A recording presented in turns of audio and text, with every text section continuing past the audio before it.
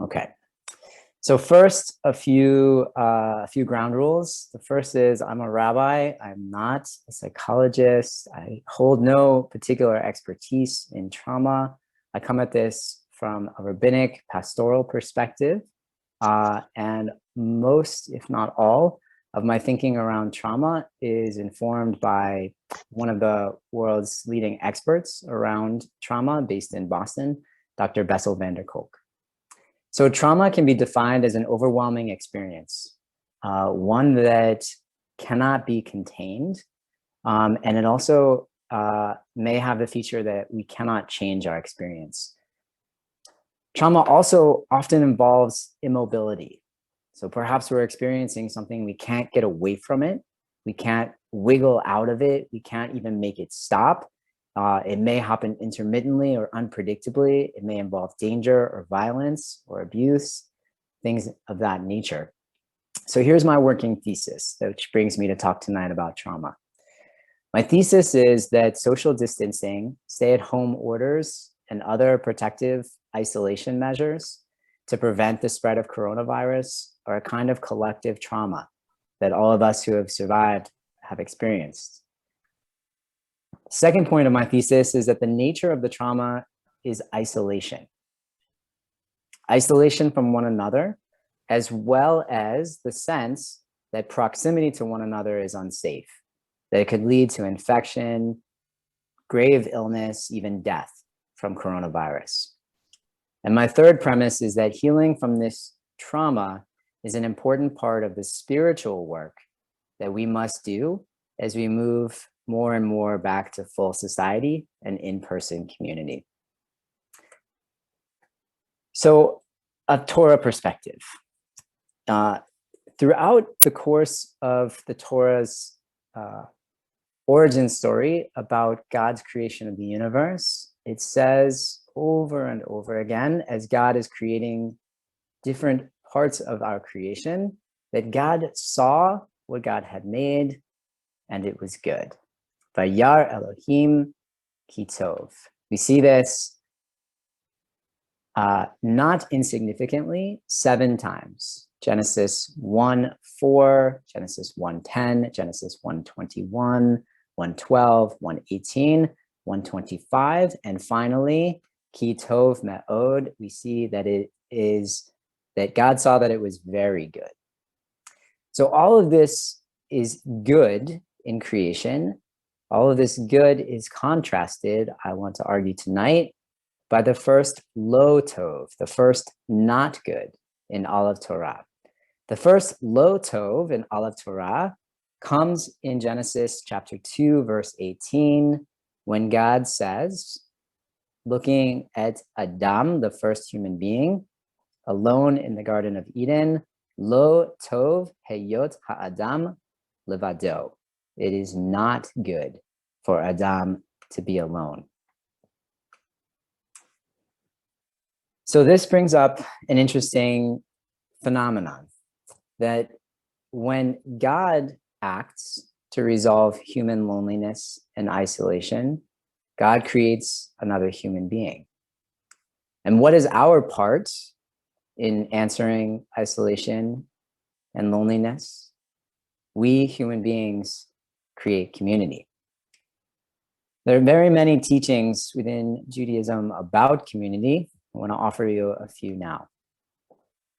The first from Pirkei Avot, when Rabbi Hillel says, do not separate yourself from the community. Chapter 2, Mishnah 4. From the Talmud Barachot, one should never exclude oneself from the collective, a similar teaching. From Ecclesiastes, 2 are better off than 1 in that they have greater benefit from their earnings. For should they fall, one can raise the other. But woe betide him who is alone and falls with no companion to raise him. From Rabbi Soloveitchik, the feeling of isolation is very destructive. It has the power to crush man's body and spirit, silence his spiritual powers, and stop up the well springs of his inner creativity. From Midrash Tanchuma, if one says, Why should I trouble myself for the community? What's in it for me to take part in their disputes? Why should I listen to their voices? I'm fine without this. It says about this person that this person destroys the world. And two teachings from Chief Rabbi Jonathan Sachs: community is the human expression of divine love. It is where I am valued simply for who I am, how I live, and what I give to others. It is the place where they know my name. And community is society with a human face, the place where we know we're not alone. So Dr. Bessel van der Kolk wrote a book in 2015, which was on the New York Times bestseller list for well over 80 weeks. The book is called The Body Keeps the Score. Here are a few of the teachings from it that I think are relevant for us tonight. I would encourage anybody who finds this topic interesting or who is a survivor of trauma themselves, not only for coronavirus, but also for any other reason. I think his work is groundbreaking and contains a lot of potential for healing. So he writes, the terror and isolation at the core of trauma literally reshape both brain and body. New insights into our survival instincts explain how trauma affects individuals' capacity to concentrate, to remember, to form trusting relationships, and even to feel at home in their bodies.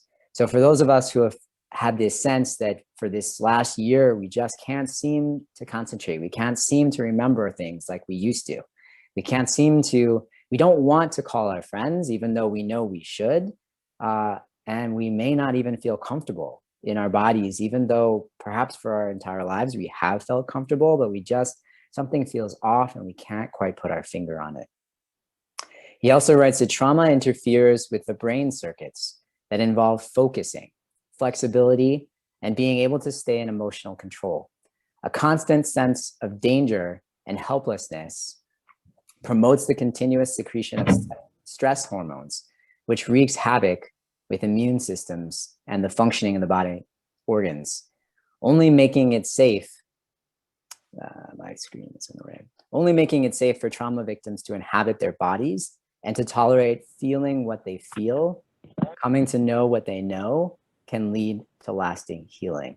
So the reason Dr. Bessel van der Kolk titled his book, The Body Keeps the Score, is that his research has found that while some interventions are helpful, by and large, the interventions that are most helpful are those which interact with and help to move trauma through the body instead of getting stuck in the body. The therapeutic interventions that he speaks about are various forms of trauma processing. You may want to think about this as different forms of psychotherapy, neurofeedback, theater, meditation, play, bodily practices like yoga and qigong, and then finally getting in sync or in tune with one another through sound and movement. And that's what I want to lead you through tonight. So many of our Jewish rituals involve singing together. And for those of you like those in my community who have been on Zoom for the last year plus, we haven't been able to sing together the way we normally do. We haven't been able to all rise together and see each other rising the way we normally do. Our bodies and our songs have not been in sync. This has been part of the challenge that we're facing as we deal with the isolation and the trauma. So I want to invite you to join with me in my final moment with you in singing together. We'll sing together. If you wish to sway with me and move together, it's one of the ways that we can create community and heal together. Ozi vezimratya vayehi Yeshua. Ozi, Ozi, Zimratya, Vayehi Lishua. Hozi V'Zimratya, Vayehi Lishua. Hozi V'Zimratya, Vayehi Lishua. I'll close with a blessing and a prayer. May you continue to grow and heal as we move back into community. Before I hand it off to my colleague, Rabbi Stephen Sachs, I want to just do a few housekeeping.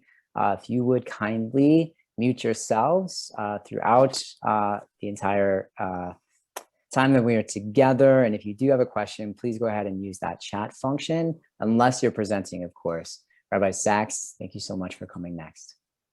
Thank you, Rabbi Lieberman. Chag Sameach, everyone. So we're celebrating Matan Torah, the giving of the Torah. Of course, the Torah is a Jewish book. It's meant to be shared with the entire world. It's given in the middle of the Midbar, in the middle of the desert. It's not given in Eretz Israel, the land of Israel. Why? Because it's hefker, it's ownerless property. In other words, anybody can come learn Torah. But I want to take a step back and ask the question, why be Jewish in the first place? If we're sharing this Torah of everybody, why be Jewish? Especially living in America today where we're fully accepted.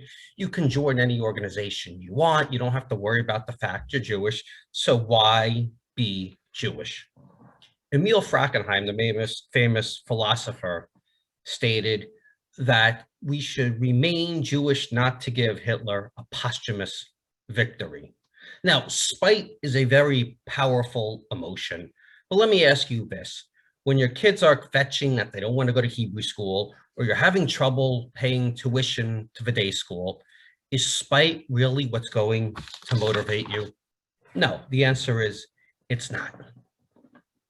Why be Jewish? Let me ask you this. Do you think the world can be a better place? We just heard Rabbi Lieberman talk about so wonderfully the trauma everybody went through this year and how we could now help people recover from the trauma. We believe the world can be made a better place. Judaism challenges us to make the world a better place. If you think Judaism is about rigid laws, think again. As Rabbi Jonathan Sachs explains, Judaism is actually a religion of protest. It's born out of two distinct journeys. The first is Abraham's from Mesopotamia. The second is Bnei Israel, the children of Israel's trip out of Egypt, Yetziat Mitzrayim, the Exodus. Now, there's something very strange about both of these journeys. It's reverse migration. What do I mean by that? They left the cultural, the political, the economic centers of their day, Mesopotamia and Egypt, to go to the backwaters of Canaan. I'm from Long Island. I went to college in upstate New York, SUNY Oswego. And I remember the kids from upstate New York would always say, when I graduate, I'm going to go to the Big Apple. That's where the jobs are. That's where the money is. That's where the social life is. They all want to go to these big cosmopolitan centers. But Bnei Israel does the opposite. Abraham does the opposite. They go to the backwater. Why, first of all, does Abraham leave? Why does God tell him to leave Mesopotamia? Well, right before we come up on Abraham, there's another story that people miss. We often think about Noah and then Abraham, but there's another story, Migdal Bavel, the Tower of Babylon, and we're told the entire world was of one language and one purpose. Now, anybody who's ever been to a board meeting knows how difficult it is to even get a few people to agree on anything. Suddenly Nimrod comes along and the entire world is on the same page. Everybody's in total agreement. But Netziv points out there's only one way you get everybody to agree. oppression, forced conformity. It's the opposite of diversity. God is saying to Abraham, that's not the way to build a society. Yes, everybody is created in my image, but as the Mishnah teaches us later on, everybody is distinctively created in the image of God. And in Egypt, similar type of circumstance. Paro was God.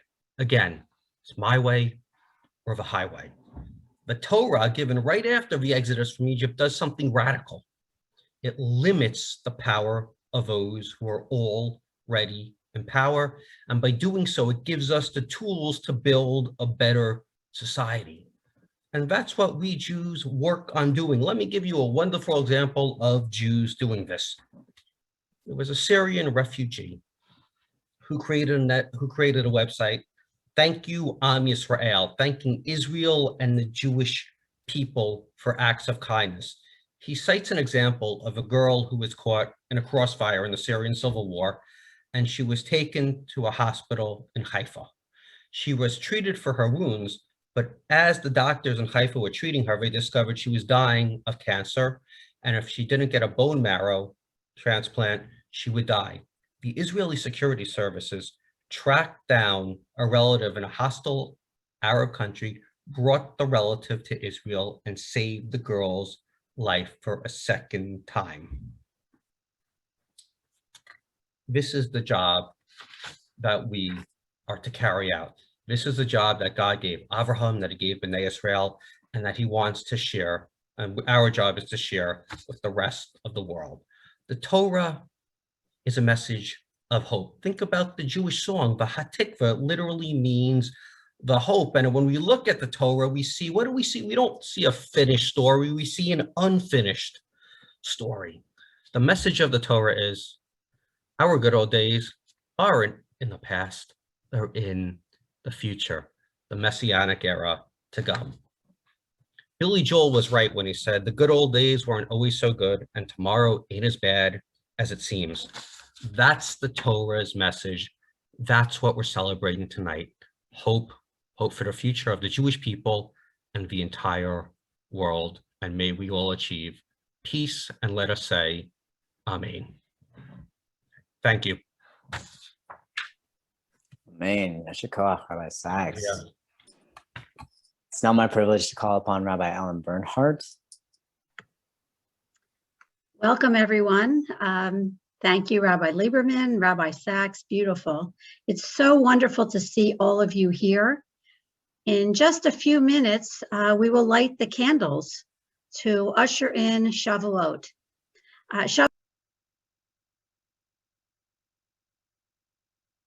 Rabbi Bernhardt.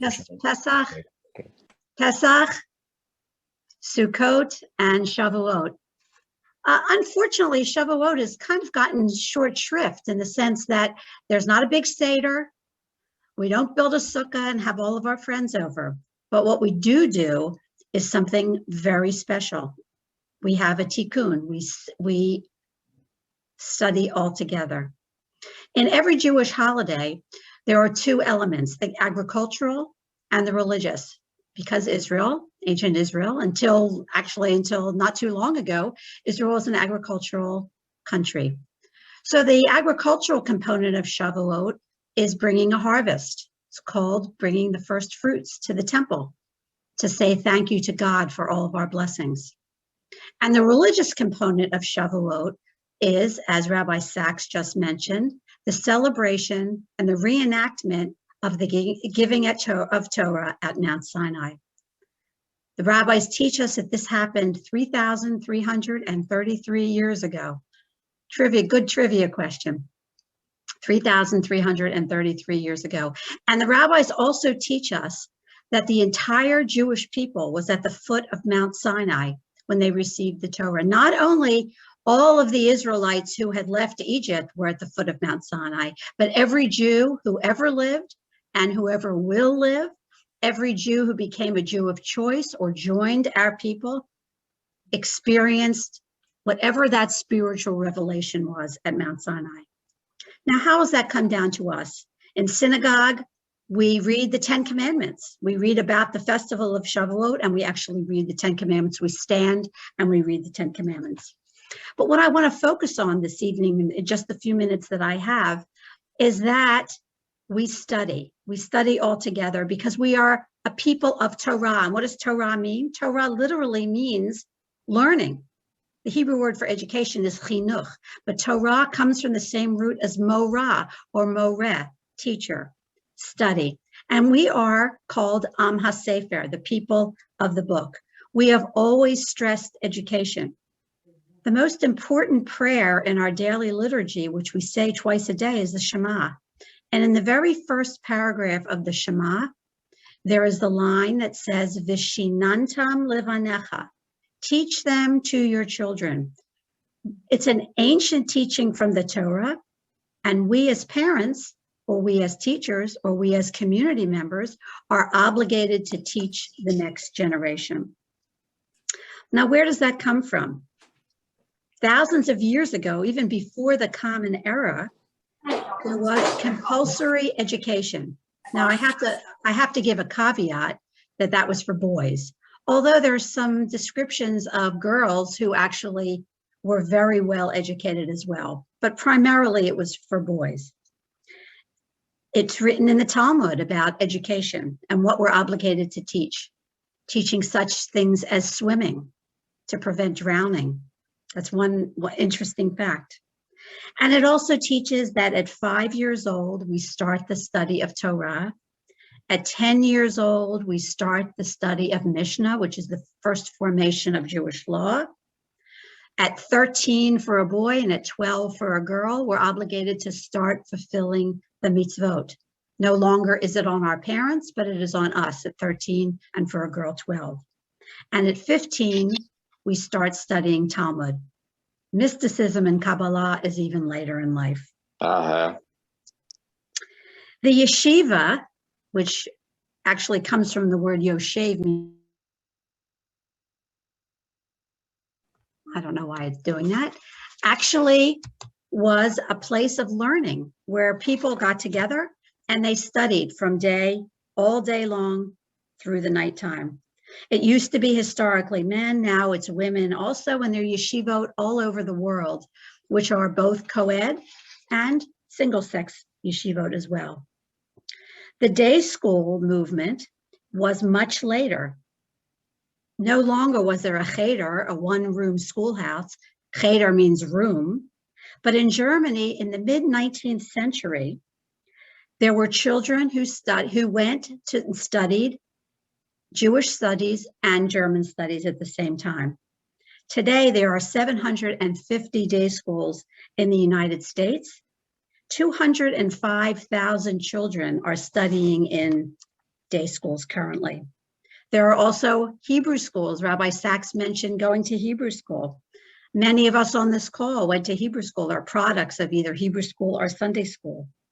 And of course, there's informal education, youth groups, camps, and student organizations. And those of us who participated in those organizations recognize how powerful they were in our own development. In the United States and colonial America, the Sephardic Jewish community existed, and they realized that it was not considered communal responsibility to take care of the education. So they formed their own series of educational institutions and educated the Jewish community. Again, in the mid-19th century, German Jews were not satisfied with Jewish education. So they established congregational day schools. And the Ashkenazim, when they came to America, many of our grandparents and great-grandparents also started schools right away. They began to study from the very beginning. Isaac Mayer Wise, the founder of the Reform movement, began the first rabbinical school in the United States in Cincinnati. And then there was in Philadelphia. Rebecca Gratz started the first Sunday school in Philadelphia. In the late 19th and early 20th century, there was a huge influx of those Eastern European Jews. And they formed what was to come to be called the Talmud Torah movement. Again, now day schools and yeshivot. So what else are we supposed to teach our children? You shall teach our children as the centerpiece of the Jewish world, the affirmation of one God, as it says in the Shema. The first verse in the Shema is the 6th chapter of Deuteronomy. We place our hands over our eyes. Why? To concentrate, to block out all of the noise around us. What are we concentrating on? We're concentrating on the fact that we're affirming our belief in God, and we're affirming certain mitzvot, monotheism. In that first paragraph is the mitzvah of mezuzah, putting a mezuzah on our door to show outwardly that we are recognized as part of the Jewish community. Also the tzitzit, the fringes that we have on our talit, is in that mitzvah, in that paragraph. And again, teach them to your children. And later on in the Shema, the other paragraphs, we are taught that if we do these mitzvot, there will be rain in due season and abundant food, that we will be rewarded for doing the mitzvot delineated in the Shema. The reward and punishment issue is one that we can debate and learn about. Hi. Hey, did you figure it out? And also we are taught when you lie down and when you rise up. In other words, all day long, we should be thinking about and identifying as Jews. So in summary, this Shavuot is the holiday of Torah, of learning and teaching. And there's a famous midrash that says that if you go out tonight at midnight and look up at the sky, you will see the sky open. And as I taught my children, when you see that sky open, all of you, you can make a wish and your wish will come true. So Chag Sameach, good Yantif. Rabbi Bernhard, I'm very likely to wake my children up at midnight now and take them outside.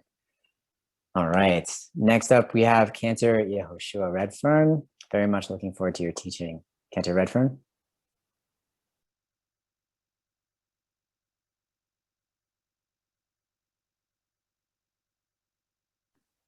Chag Sameach, everyone. Nice being here with Derek for the first time.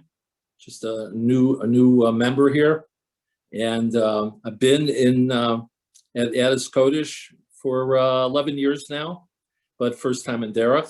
So it's a great pleasure to be with the wonderful rabbis and cantors from the Delaware region and participating in this program. Thank you, Rabbi Lieberman, for inviting me. So as Ellen was talking about, this is the Shavuot, Zman Matan, as the Rabbi Zman Matan Toratenu, studying Torah. And there is one other special section that we have, that we chant in the second day of Shavuot, which is from our the Ketuvim, the writings, and that is the book of Ruth, and it's a special way of chanting it, and I will try to chant a little bit. I gave a lecture a week ago about 3 special sections, special songs, tunes that we have on Shavuot, and it was an article that I was utilizing from my teacher, the former director of the, it's called the Bell School of Jewish Music, the Cantorial Training Institute of Yeshiva University, which I was a graduate from. His name was Cantor Macy Nolman, and he was a great Torah scholar, a great cantor, and a great scholar of Jewish prayer and Jewish music. And this is from an article that he wrote in the Jewish Press of Brooklyn many years ago. So, so the scroll of Ruth. So that's one of them. The one kind of special melody, and the other one was there were 2 others. The special chanting of the 10 Commandments. we chant it in a different way. So we have only 10 sentences, and we utilize the more complicated Tameh Mikra, the cantillation of the Torah, especially for the 10 Commandments on Shavuot from Parshat Yitro. And the third is the special introductory piyut, the religious poem written about 1,000 years ago by Rabbi Meir, and it was called Akdamut. And that's also a special prayer, a special tune that we utilize today. I just want to get to the music.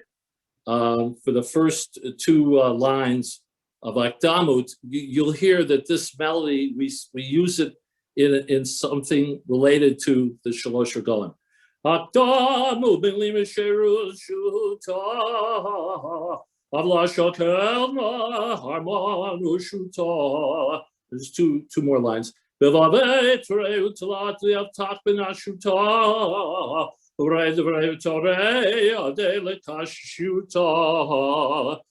the words of God supreme to us are read, for this my name, approbation will I speak, these my sentences to speak. So, thank you so much. This is in Aramaic language, and we say that the first day of Shavuot, introducing the Torah. It's a special religious piyut about the Torah.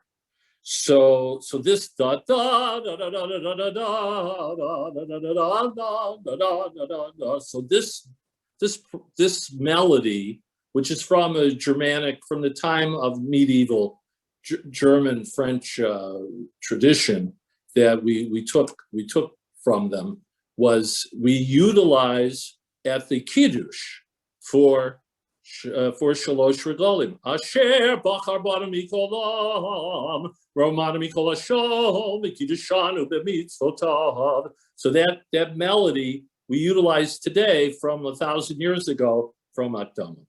So that's the third one. So I'll go back to Ruth now, which is a different kind of melody.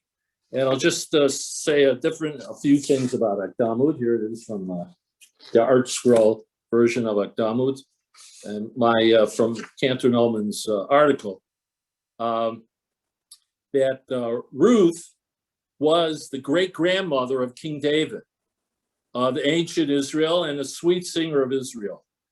David was the great warrior, the author of the Book of Psalms, and made Jerusalem the capital of Judah and brought the Ark of the Covenant to Jerusalem. Samuel, the prophet, was the author of the Book of Ruth. It was the time of the Judges when the Book of Ruth, in the second book of the Tanakh, Bible, the Nevi'im, Ruth and Boaz were married in the year 2792, 968, before the Common Era. It was a chaotic period in Jewish history.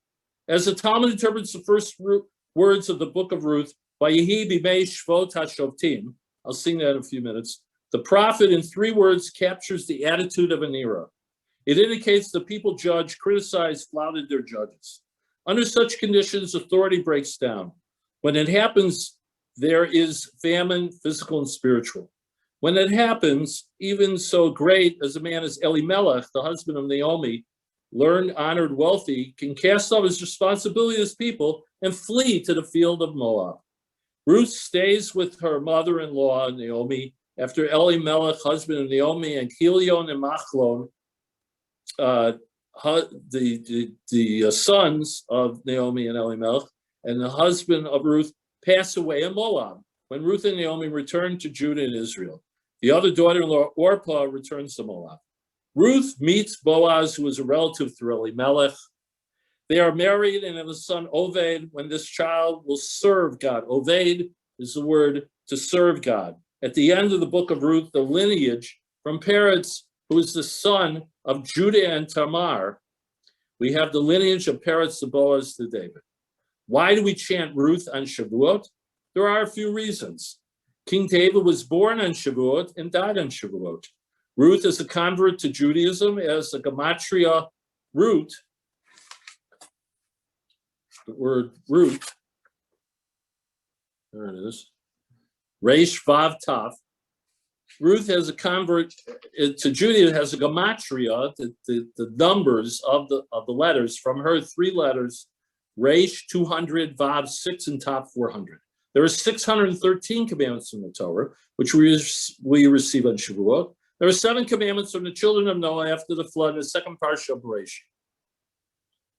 So those are the 7. So she has 606, and plus 7 from children of Noah makes 613. The last sentence in the first chapter of Ruth and Naomi arrived back in Bethlehem, Judah, at the beginning of the barley harvest, which is during the time between Passover and Shavuot. The mode for reading Ruth has been influenced by the cantillation of the Torah. Its motifs, however, are of a different nature. It is read in a lyrical style, which I'll be seeing in just a minute. What is the connection between the cantillation of all 3 scrolls?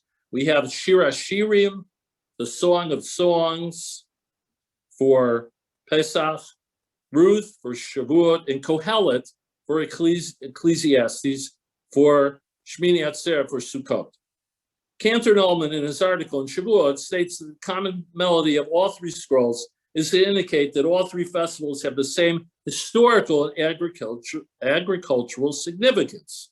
Unlike the scroll of Esther and Lamentations, the narratives in these 3 scrolls do not directly relate to the specific holiday, and it's perhaps for this reason one melody was used for all 3. So all 3 have the same melody. But you see that Ruth in the story is related to the time of Shavuot. So I'm going to sing now. I'm going to sing quickly the cantillation. Munach, munach legarmei revi mapach pashta munach katon sokev gadol merchat tipcha vehet nachta sof pasuk hozer Lisha kitana Lisha gedola kadma azla gereish gershayim darko tevir itiv sarka seko merchatib sof pasuk. So it's a pentatonic major. It's just 5 tones in the major scale. Do, re, mi, sol, la, do. That's the same as the do. So you have do, re, mi, sol, la in a major scale. So here is the first part. I have a few more minutes, Rabbi Lieberman. Vayihi. So this is the beginning. Vayihi b'nei shmona shoftim vayira ba'aretz vayelechish mibein lechem Yuda lakur b'stei Moav u'b'ishto shtei banav b'shem ho'ish Elimelech b'shem ishto nami b'shem shnei banav machlo v'chilyon evratim mibeit lechem Yehuda v'avos Moav v'yiyu sham.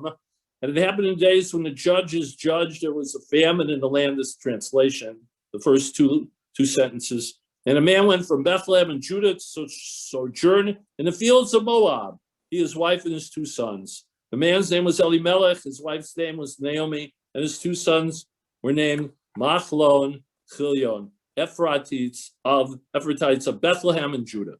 They came to the field of Moab, and they remained. And then there's a couple other sentences about what I was talking about before, where in the first chapter, from 14 to 16 verses, about how Naomi is converting, wants to stay with Naomi, wants her God, that's the part of where she wants to convert to Judaism. Vatishena koman vatifkena bo vatishakar pavachamota berutav kaboha vato merhine shavayim teich alamaha v'yalohecha shuvi achareyim teich vato merut al tivnivi lasech vashuv me'acharayichi Vasher telchi elech vasher talili olin amechami Elohai Elohai. So they raised up their voice and wept again. Orpah kissed her mother-in-law, but Ruth clung to her. So she said, "Look, your sister-in-law has returned to her people and to her God. Go follow your sister-in-law." But Ruth said, "Do not urge me to leave you, to turn back and not follow you. Wherever you go, I will go. Where you lodge, I will lodge. Your people are my people, and your God is my God. Where you die, I will die, and there I will be buried. Thus may Hashem do to me and more, if anything but death separates me from you." So this is an example of Megillat Ruth. And we'll chant more of it on Shavuot. And it's a pleasure being with everyone. Everybody should have a Chag Sameach and study Torah tonight. I'm here with Rabbi Sachs down the hall there. We'll be studying together. And everyone should have a great Shavuot. And don't eat too much cheesecake. Chag Sameach. Thank you, Rabbi Lieberman. Chag Sameach, Cantor Redfern, thank you so much for sharing your beautiful melodies with us and your wisdom and your teachings. It's now my privilege to call upon Rabbi Michael Kramer. Rabbi Kramer. Thank you, Rabbi Lieberman. First of all, I want to say how inspired I am from everybody else's talk and singing, and I really, really appreciate it. Rabbi Sachs talked about Abraham, the beginning of Abraham's journey. And I'm going to talk about Genesis chapter 22, which is not read on Shavuot, but is read on Rosh Hashanah. Everyone is pretty familiar with this chapter, whether Orthodox, Conservative, Reform, Reconstructionist. We all read the story on the first or second day of Rosh Hashanah. It is a tale that sticks out in our memory because of the intense drama involved. It is a source of anxiety as we examine our relationship with our own children. God asks Abraham to sacrifice Isaac, his son, as a symbol of faith. He travels with Isaac to the top of Mount Moriah, where he binds Isaac to an altar, ready to sacrifice him.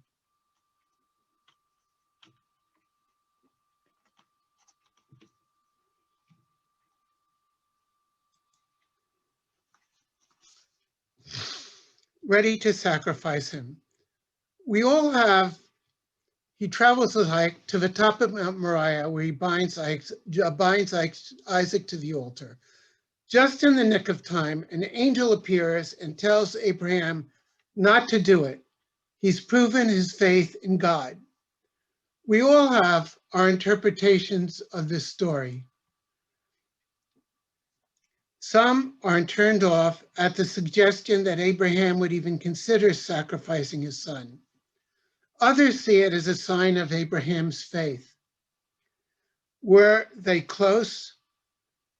Was there a difference between the two of them? That's what I hope to explore. So, first, Isaac wasn't Abraham's only son. There's a son by Sarah's concubine Hagar, Ishmael, that we need to consider.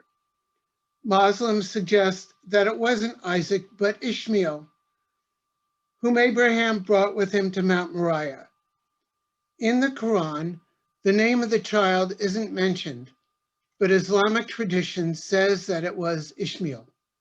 So here you see the story in the Quran. In the biblical story where Abraham sends Hagar and Ishmael into the wilderness, we know that Abraham loved Ishmael.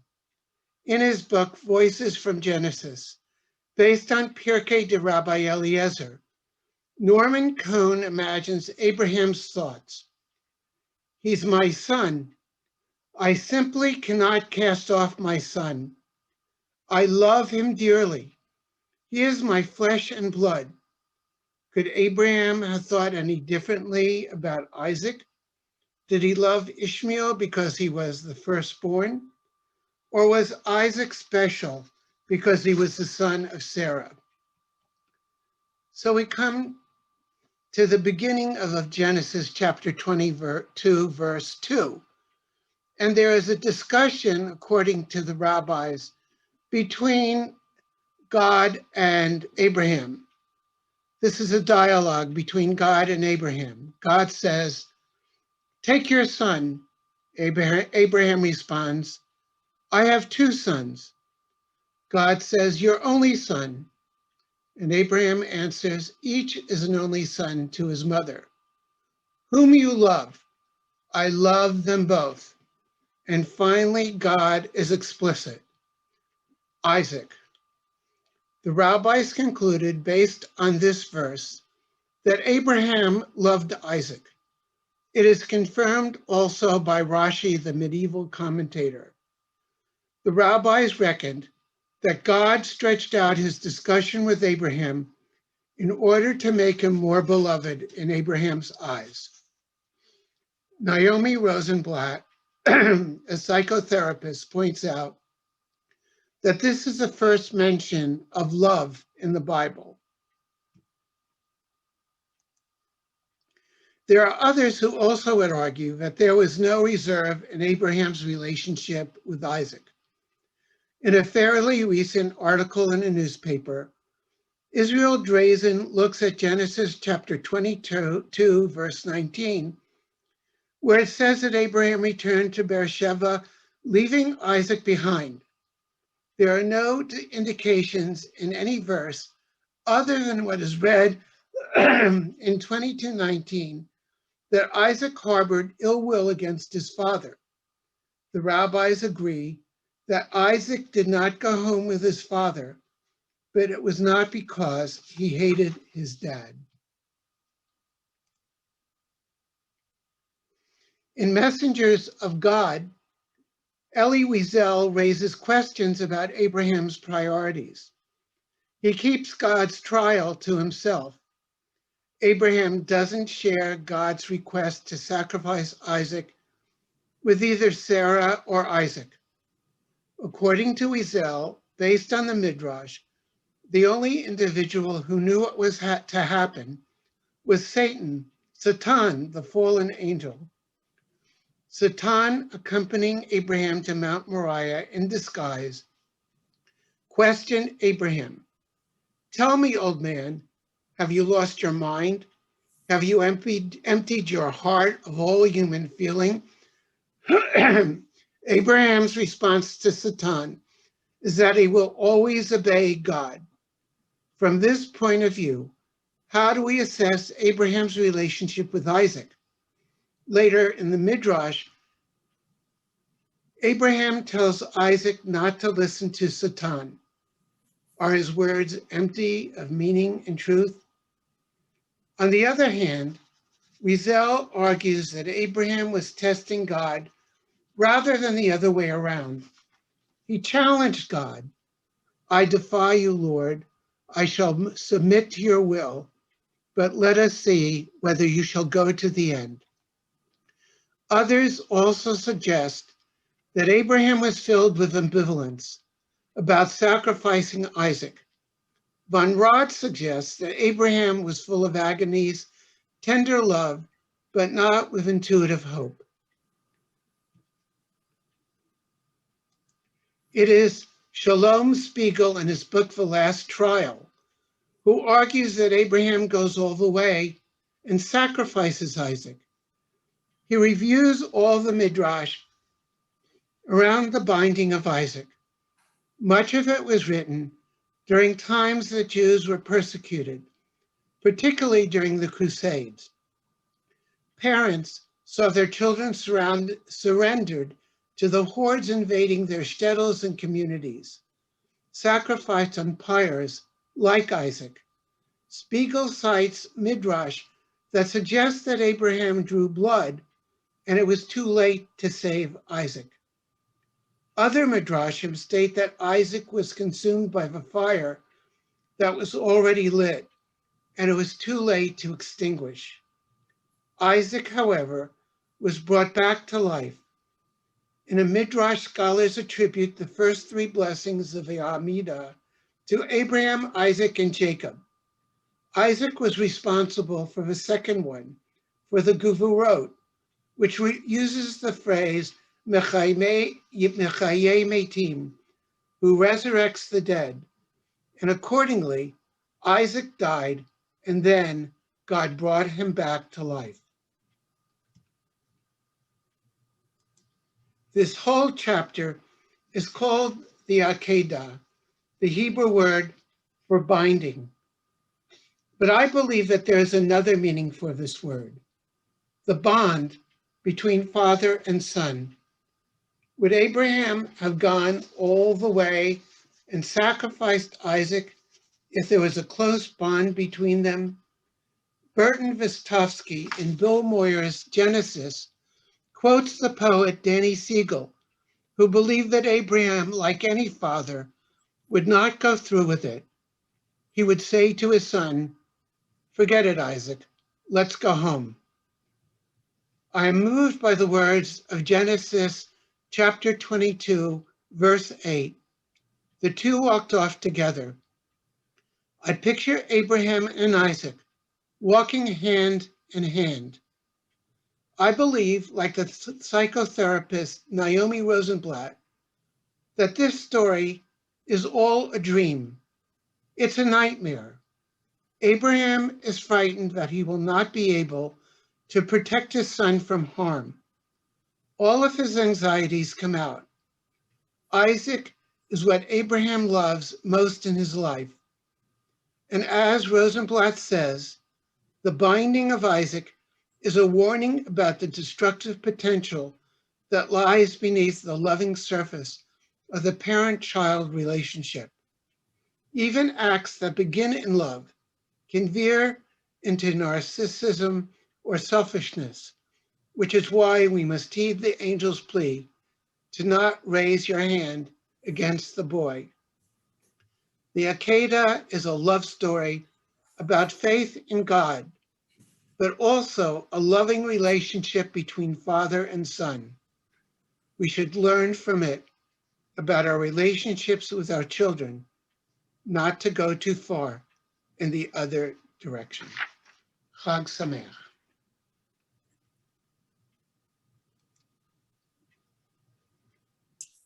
Chag Sameach. Thank you so much, Rabbi Kramer. A very, very interesting topic. This time, I'd like to invite Rabbi Peggy DeProfetis. Looking forward to your teaching. Thank you, Rabbi Lieberman, and to also my colleagues who preceded me. On Erev Shavuot, this night, of course, it's traditional, as we are doing, to study Jewish texts. And perhaps there was an 11th commandment, you shall study and learn, because surely that's a key part of the Jewish way of life. Study makes sense, but why is it important to eat special foods on Jewish holidays, and why in particular to eat dairy on this holiday? There is no commandment saying you shall eat dairy. Learning why we eat dairy foods on Shavuot is the subject of my study session. Within the legal Jewish framework, there is the idea that Jewish rituals should be celebrated with a special meal. Life cycle events such as Brit Milah, circumcision, and bar and bat mitzvah are followed by a celebratory spread. And a wedding traditionally is followed by 7 days of elaborate meals prepared by family and friends. Special foods are part and parcel of most Jewish holidays. The foods eaten during a particular holiday enhance the meaning of the day and create a celebratory atmosphere. Rashi, the great French medieval Bible and Talmud commentator, wrote about Shavuot that one should rejoice on it by eating and drinking. I guess we should also not forget that Rashi was a vintner. He made wine. Have you ever noticed that when you enjoy a good meal, you start to talk about other good meals that you've enjoyed? Tastes and aromas call forth memories of past meals with loved ones, many of whom are no longer with us. Remember Grandma's Passover pot roast? A little dry, but delicious nevertheless. Special holiday meals connect us to our forebears, Lador Vador, from generation to generation. So why do we eat dairy on Shavuot? There are several explanations. One is the Torah verse from Song of Songs 4:11 that says, "Honey and milk shall be under your tongue." It suggests that the words of the Torah shall be as sweet to your heart as milk and honey are sweet to your tongue. Learning and sweetness go hand in hand. Ever since the Middle Ages, Jews have sweetened children's first day of going to school and learning Torah, sometimes even at the very early age of 3, with honey on cakes or Hebrew alphabet cookies, the alphabet letter cookies that have honey on top of them. Others trace the custom of dairy to Exodus 3:8, which characterizes the land of Israel as Eretz Zavat Halav Davash, a land flowing with milk and honey. Just a minute.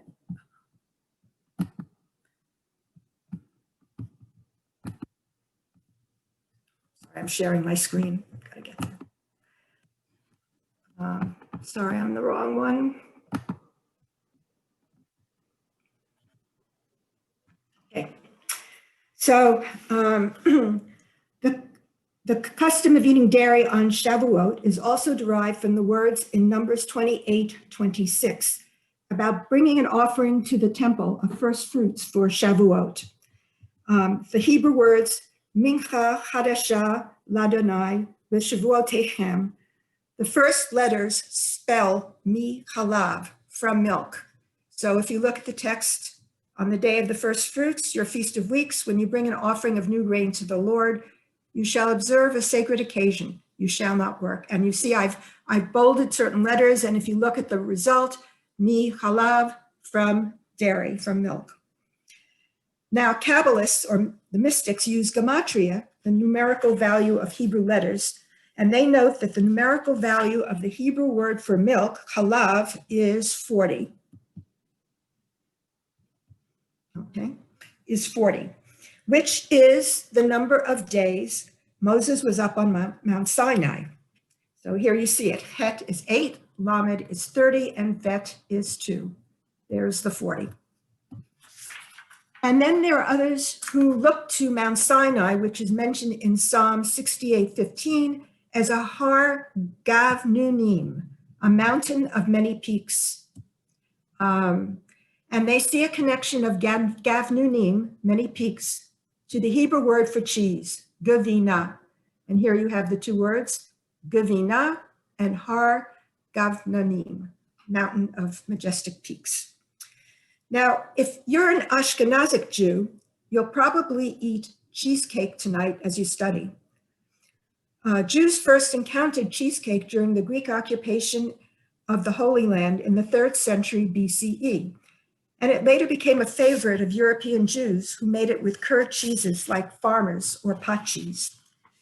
In the New World, cheesecake climbs to its greatest heights, at least in my opinion, with Lindy's cheesecake, which was a specialty in Brooklyn.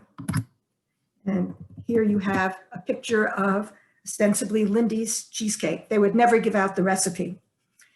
But maybe you're eating blintzes tonight, a cousin of the French crepe or Hungarian palatynta, or perhaps cheese kreplach, which traveled from the 14th century Venice to Italy to the Jews of Germany before it arrived here. Sephardi Jews made cheese burekas, And they also made a round loaf called Siete Cielos, which you see pictured here. It's a braided round loaf, and it consists of 7 rings. And these are supposed to represent the 7 heavens. And in the center, you find Mount Sinai. So each ring represents one of the 7 holy living spaces from which the soul ascends to heaven. So I'd like us to listen to a Jewish voice from Ottoman Salonika, which is, excuse me, I got. Excuse me, I have to find this number 4. Okay. My father was an observant Jew. One Shavuot Eve, he went after dinner to attend a study session, according to the custom of all the Jews, when they all went to their synagogues and no one stayed home. That time of the year, nights were shorter. Dawn broke early, around 6. 30-some people would come back home to eat the enchuza, cheese pies with some rice pudding, sotlach, and then go to sleep until 1 or 2 p.m. Others went touring the parks, while lower-class people with wicker baskets filled with cheese pies, rice pudding, raki, and hard-boiled eggs went with their families to parks on the outskirts of the city to eat, get drunk, and fall asleep on the grass. Most of them returned home sick. So I hope that none of you are overindulging and falling asleep. In fact, it can be quite dangerous if you remember the story of Judith, the 6th century Israelite who gave the Assyrian general salty cheese to make him thirsty. And then after too much wine, he fell asleep and off with his head. Instead tonight, when we eat dairy, let's think about our experience at Mount Sinai. Our tradition teaches that when the Torah was given, all Jews were standing there, not just those who'd escaped from Egypt, but all Jews, even those like us who would come into being in the future. This revelation was so important that we all had to be there directly to experience it. So on this night of Shavuot, I hope you have your cheesecake. And what I can say to you is, B'tei Avon, have a good meal, enjoy your dairy. Oh, that was a great teaching, Rabbi DeProfetis. Thank you so much. It's now my privilege to call upon my colleague, Rabbi Michael Beals. Rabbi Beals. Thank you very much. I got such a hunger from Rabbi Peggy DeProfetis. It's very hard to focus and do anything now. I just have cheesecake on my mind. Thank you to all my colleagues who came before me. So tonight, with keeping in mind the fact that we are going to say the Amida 6 times, right, in the next 2 days, if we're going to go ahead and do 3 services, we should maybe even 4 if you think about Musaf, so even more, like, wow, 8 times. I think it'd be important for us to maybe contemplate the Amida for just a while. And so my topic tonight is why adding the matriarch or the imahot should be a required part of the Amida. Now, outside of the Orthodox Siddurim that are used throughout Delaware and Reform, Reconstructionist, and Conservative synagogues, I think the imahot is a natural part of what we do. But perhaps we take it for granted, and perhaps we do that at our own peril. So tonight, I want to really focus on why we should focus on the matriarch, not as an optional, but absolutely ikari, essential part of our davening. So first, I'd like to think about the central part of the Amidah in our ritual experience. If I were to ask you, what is the most important prayer in the liturgy? I think a lot of you might say the Shema, right? We heard Rabbi Bernhardt talk about earlier, we cover our eyes, we focus. Certainly what I was taught before I went to rabbinical school, those 6 words of the Shema, which are found on the doorpost of our home, is essential. But the Talmud would reject that. The Talmud refers to not the Shema, but the Amidah as ha-tefillah, the prayer. That seems pretty central to me. So then I asked myself, well, how does this central prayer begin? So it begins, and I think you know it well. Elohei Abraham, Elohei Yitzchak, Elohei Yaakov, the God of Abraham, the God of Isaac, and the God of Jacob. So the first answer why we say, I thought if we could ask, why do we open up with that? Maybe we could get to the matriarchs. So the first answer why we perhaps start that way, not maybe say the more efficient, the God of Abraham, Isaac, and Jacob, is to really stress that each patriarch had his own relationship that was special or unique with God. And that invites each of us to have our own special relationship with God as well, right? The God of Abraham, that relationship was different than the relationship Isaac had or that Jacob had. And it gives us each permission to have our own relationship. I'll call that first answer kesher, connection. The second reason why we might want to have the Amidah with the patriarchs is because of something called Zachut Avot, the merit of the ancestors. So the idea is that even if we Jews on the Zoomcast are not worthy, perhaps we can use the coattails of those ancestors to gain favor. Zachut Avot. The third reason perhaps why we begin the Amidah with those patriarchs is the third concept is Brit, or covenant, right? God made a promise of both land, the land that is in dispute now, and people to Abraham. We're reminding God that God's covenant is still binding with us. Those are very, very powerful arguments about why we should say the Amidah with the patriarchs. So now I'd like to introduce a type of argument called a kol v'chomer argument. I love the term kol v'chomer, all the more so. That is to say, if all the reasons why I gave are true for why we start the Amidah with the patriarchs, I'm going to make a kol v'chomer argument that if you add the imahot, it's even better. So let's review one more time. 3 points. Let's look at it again. First answer was kesher, right? Connection. So I would argue that each matriarch, Sarah, Rivka, Rachel, Leah, each had their own unique relationship with God. We can prove it in the text. If you use verbs as an operational way of showing relationship, I'll just give you a first example. In Genesis from the Rosh Hashanah reading. So I'm thinking about what Rabbi Kramer presented earlier. He talked about the Akedah for what will be for most of us second day reading. First day reading is how God remembered Sarah, right? Foked Sarah, remembered, right? That verb shows that God had a unique relationship with Sarah. That remembrance is only between God and Sarah. And it's like that with every single matriarch in Breshit, right? Rivka has pain in her stomach. She inquires of the Lord, right? And God answers her. God remembers Rachel. God remembers Leah. That God has a unique relationship.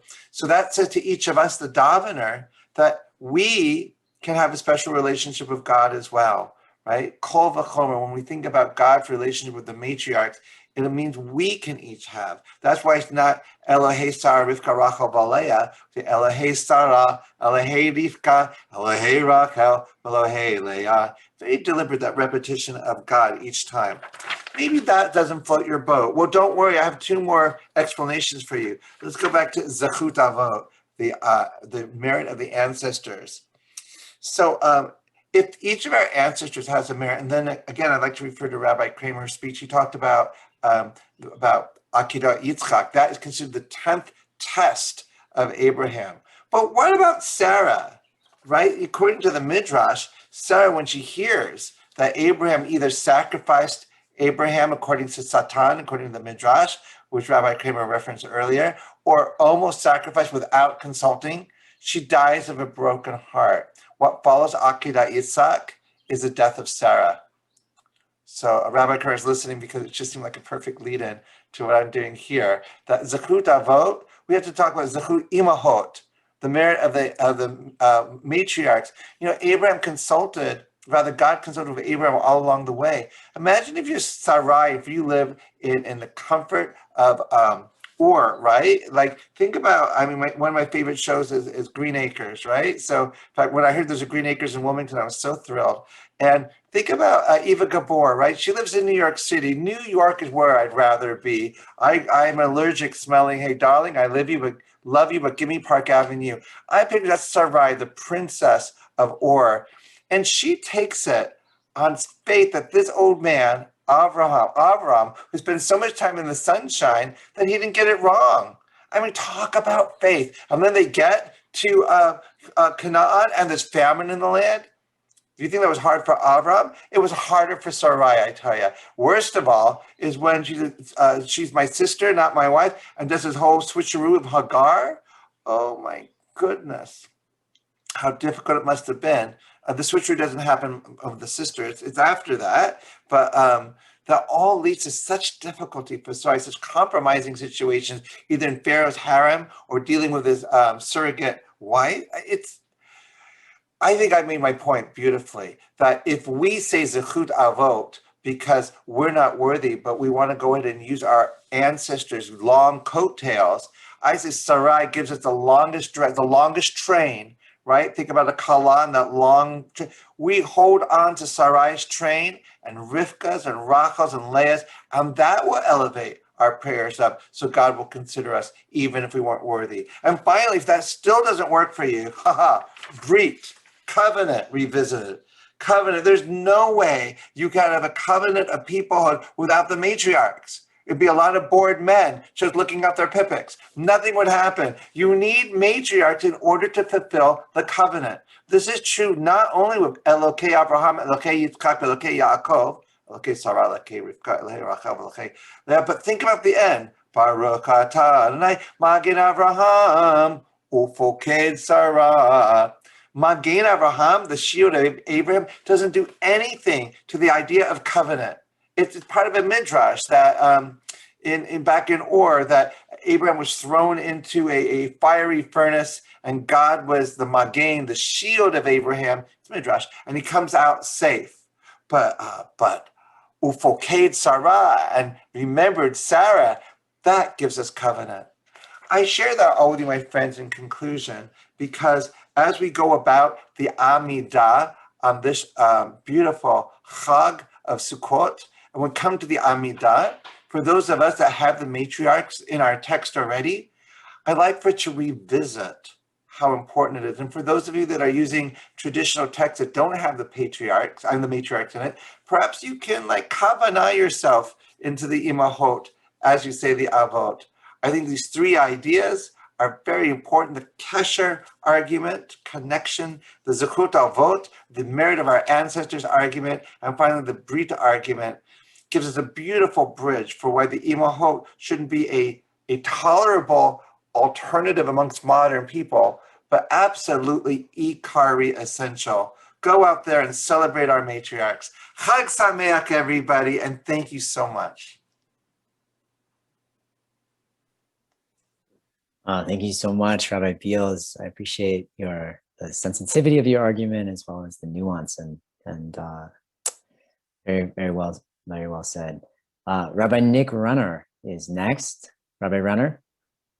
Thank you, Rabbi Lieberman, and thank you and Yasher Koach to my colleagues and other Rabbanim and folks who are bringing all sorts of Torah to us this night.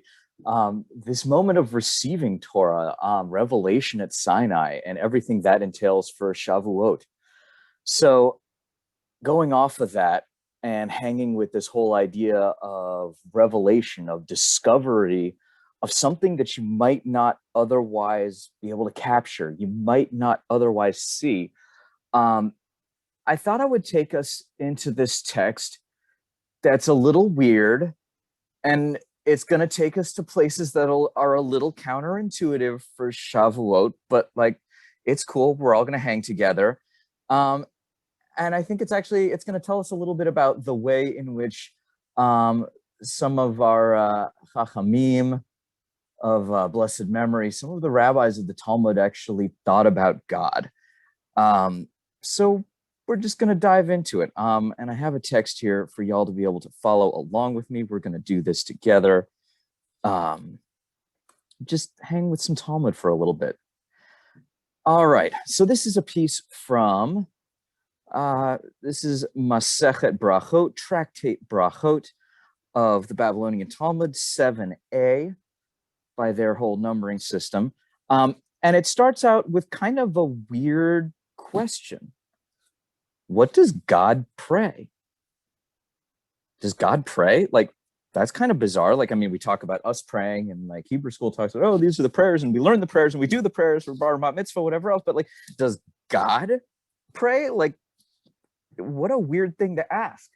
I want to suggest that for the rabbis, it's almost a counterintuitive question. They're doing this whole hanging B'Tselem Elohim in the image of God.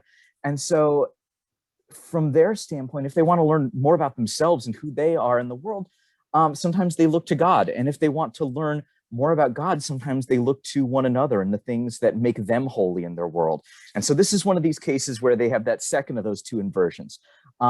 They're trying to learn a little bit about God through where they are with it. So what does God pray? Rav Zutra Bar Tuvia said that Rav said, God prays, and now he's quoting, may it be my will that my mercy overcome my anger. May my mercy overcome my other attributes, that I may act toward my children with the attribute of mercy, and then may enter before them beyond the letter of the law. All right, so we're just going to take that much for just a second. So this guy, Rav Zutra, is quoting his buddy Rav, who says, God prays, may it be my will that my mercy overcomes my anger, that my mercy prevails over everything else, that I act toward my children with mercy and not just like the letter of the law. I think about it as being like, God is praying that if you were to appear before God in traffic court, God is going to let you slide for having, maybe run that stop sign, even though God is full within God's rights to hit you with whatever fine, whatever points on your license. God is going to let this one go for you, okay, out of mercy. That's sort of the way I read this, God hanging with us in traffic court for a moment. And this is what Rav Zutra says that Rav says is what God's prayer is. Okay, now we're going to sort of double click on this within Talmud as well. I'm going to go back on the screen sharing. We're going to dive in and we're going to see a whole account of this. Speaking of revelation, we're about to go to a deep, heavy moment within Jewish consciousness and Jewish peoplehood and Jewish history. It was taught, Rabbi Ishmael ben Elisha, the Kohen HaGadol, the high priest, said, once on Yom Kippur, I entered the innermost sanctum, the Kodesh HaKodeshim, the Holy of Holies, to offer incense. And in a vision, I saw a Katriel Yah, Adonai Tzevaot, the Lord of hosts, seated on a high and exalted throne. Okay, let me give you a little bit of like backstory to what's going on with this moment. So this is, we're saying, when the temple stood, and we had the high priest who was sort of helping the Israelites go through all of what needs to happen properly on Yom Kippur for repentance and Shuva and all of these things. This is a moment where one person was able to say aloud the name of God that's written Yud He Vav He, that we oftentimes abbreviate or shorten to Adonai within prayer or Hashem. But it's this name that we never pronounce aloud as the Yud He Vav He. Well, back in the day, when the great temple stood in Jerusalem, there was one person who could say that name of God, and that was the high priest, the Kohen HaGadol. And that individual was permitted to say that name one time in the year and in one single place. That person, the Kohen HaGadol, was able to go in the Kodesh HaKodeshim, the Holy of Holies, the innermost sancta, God's very dwelling place in the world, and only on Yom Kippur, the holiest day of the year, and speak aloud that name of God. That was what happened on this sort of most exalted ritual religious moment of being as close to God as we could possibly imagine within the ancient rabbinic imagination. So that's where we're at, okay? Now back to what happens. Just like as a side note here, I I had once heard it explained that the high priest, when the high priest went into the Holy of Holies to pronounce aloud the one true name of God, the one time of year that was permitted, they would actually tie a rope around the guy so that if somehow he messed this whole thing up and somehow collapsed down dead, they could drag him out without somebody else needing to enter into the Holy of Holies because other people weren't permitted to go in there. And you know what happens if you go in there, you die. And so the danger of this thing, in addition to it being so close to holiness in our own time, this intersection of the holiest day of the year with the one true name of God, with the holiest person who's got this special role to fulfill in the most sacred place in the world, it's also incredibly dangerous. And if you get it wrong, the consequences could not be higher. Okay? So now let's rewind for a second and see what happens. Okay? I'm going to go back on screen share.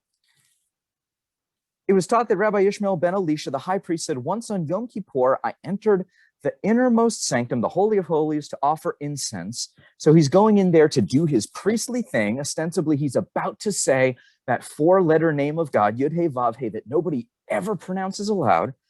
And suddenly in a vision, he sees a Katriel Yah. I have a little footnote here if you're interested in that. It's sort of a curious name of God, but it's a particularly high name of God. Check out Isaiah chapter 6 if you want to see more about a Katriel Yah. A Katriel, like related to Keter, a word for crown, like Keter El Yah, all of these God words. So somehow this high crown of God with this esoteric reference to God, who was the Lord of hosts, as we have it in prayer, seated on this high and exalted throne. What happens then? He said to me, Yishmael, my son, bless me. This is a big deal. If you're the high priest and you're supposed to go in there and you're supposed to do this whole ritual exactly how it's supposed to be done, otherwise you might die, suddenly God turns around and says, hey, why don't you improvise 8 or 12 bars of your own prayer for me? Why don't you make it up as you go? If I try and put myself in the place of Rabbi Yishmael, the Kohen HaGadol, the high priest, I can't imagine anything that would be more terrifying. You're sort of at this apex of absolute holiness of the entire year, and God says, you know, why don't you go off book for a minute, basically. My son, offer me a blessing. Offer me something. Give me something. In my movie version of this, the way that I imagine this unfolding, the tones of voice, the inflection, who all these characters are, I imagine this being kind of a scary thing for Rabbi Ishmael. But for those of you who are somewhat acquainted with these texts, Rabbi Ishmael, the Kohen HaGadol, he isn't just any old like Shlemiel rabbi. He's one of the black belts that we have back in the day. He has some strong kung fu. And so how does he pivot in this moment? Let's see. I said to him, this is Rabbi Ishmael speaking now, may it be your will that your mercy overcome your anger, and may your mercy prevail over your other attributes. May you act toward your children with the attribute of mercy, and may you enter before them beyond the letter of the law. Okay, for those of you keeping score, what did Rabbi Ishmael just do? He just quoted what Rav Zutra said, that Rav said that God prays, except he's doing it on the hot seat. He's doing it when the stakes are the highest. He's doing it when you can't mess this up. And so what does he say? You know, God says, offer me a blessing in this moment where, you know, it's all about us repenting and saying we're sorry. And it's the sort of apex, the absolute peak holiness we're going to get. And God says, yeah, just make something up for me. And so what we get here is this blessing. May your mercy outweigh your anger. May your mercy outweigh your justice on this level. What does God do? Well, this is sort of the moment of truth. Now, God could turn around and I once had a bar mitzvah student in when I was a congregational rabbi who had one of these very fire and brimstone kind of like parshiot, and he once referred to God as this the bearded sky dude who zaps people. Quite the 13-year-old rendition of God, fine. But this could be one of these sky dude zapping people moments if you want to go down that particular rabbit hole of my 13-year-old student several years ago, but it's not. Interestingly enough, this is not one of these moments of God's justice or God's severity or God's anger. What does God do? Let's see. He nodded his head, capitalize this here to indicate God accepting the blessing. God says, right on, great, love it. From this, the Talmud editorializes, we learn that we shouldn't take an everyday person's blessing lightly. Okay, so Rabbi Yishmael passed the test, okay? He offered God a blessing in God's very dwelling place in the moment where God practically interrupts him when he's supposed to be reciting the Yud Hey Vav Hey, holiest name of God, and cuts him off. And God says, yeah, cool. But now where the Talmud goes with it, this is the weird part, and this is the part that's counterintuitive and so bizarre for Shavuot. Because Rabbi Elisha, I mentioned, or Rabbi Yishmael, sorry, he's a black belt, as I mentioned. This is not an ordinary person. And yet the Talmud says from this, we learn that we shouldn't take an everyday person's blessing lightly. And yet this was like maybe the highest black belt that was out there. Why would we learn that about the everyday person from the highest person, the high priest going in at the holiest moment, the holiest place to do the holiest thing in the holiest year, moment of the year, et cetera, et cetera. Like, and yet we're supposed to extrapolate something about all of us from that. That's the weirdness. That's the counterintuitive part to me. And now here's why it feels counterintuitive about Shavuot. This is all about revelation. This is all about Torah being revealed to us. If y'all have been keeping score, we have been on this 49-day ascent trajectory up Mount Sinai, starting at Passover, the redemption of from slavery in Egypt, up, we go to Mount Sinai over this 49-day trajectory to get to the holiest moment at which we learn and all night long and to stay up to daven shacharit to receive Torah in the morning, bookending redemption in Egypt with revelation at Mount Sinai. This is like the crescendo moment that makes us Jewish. We receive Torah here. And what I wanted to bring here, and the reason this is counterintuitive, it would feel super, I don't know, natural or normal that if we're supposed to receive Torah at the revelation, we should sort of open our arms and be prepared and be listening and be receptive and all of those things.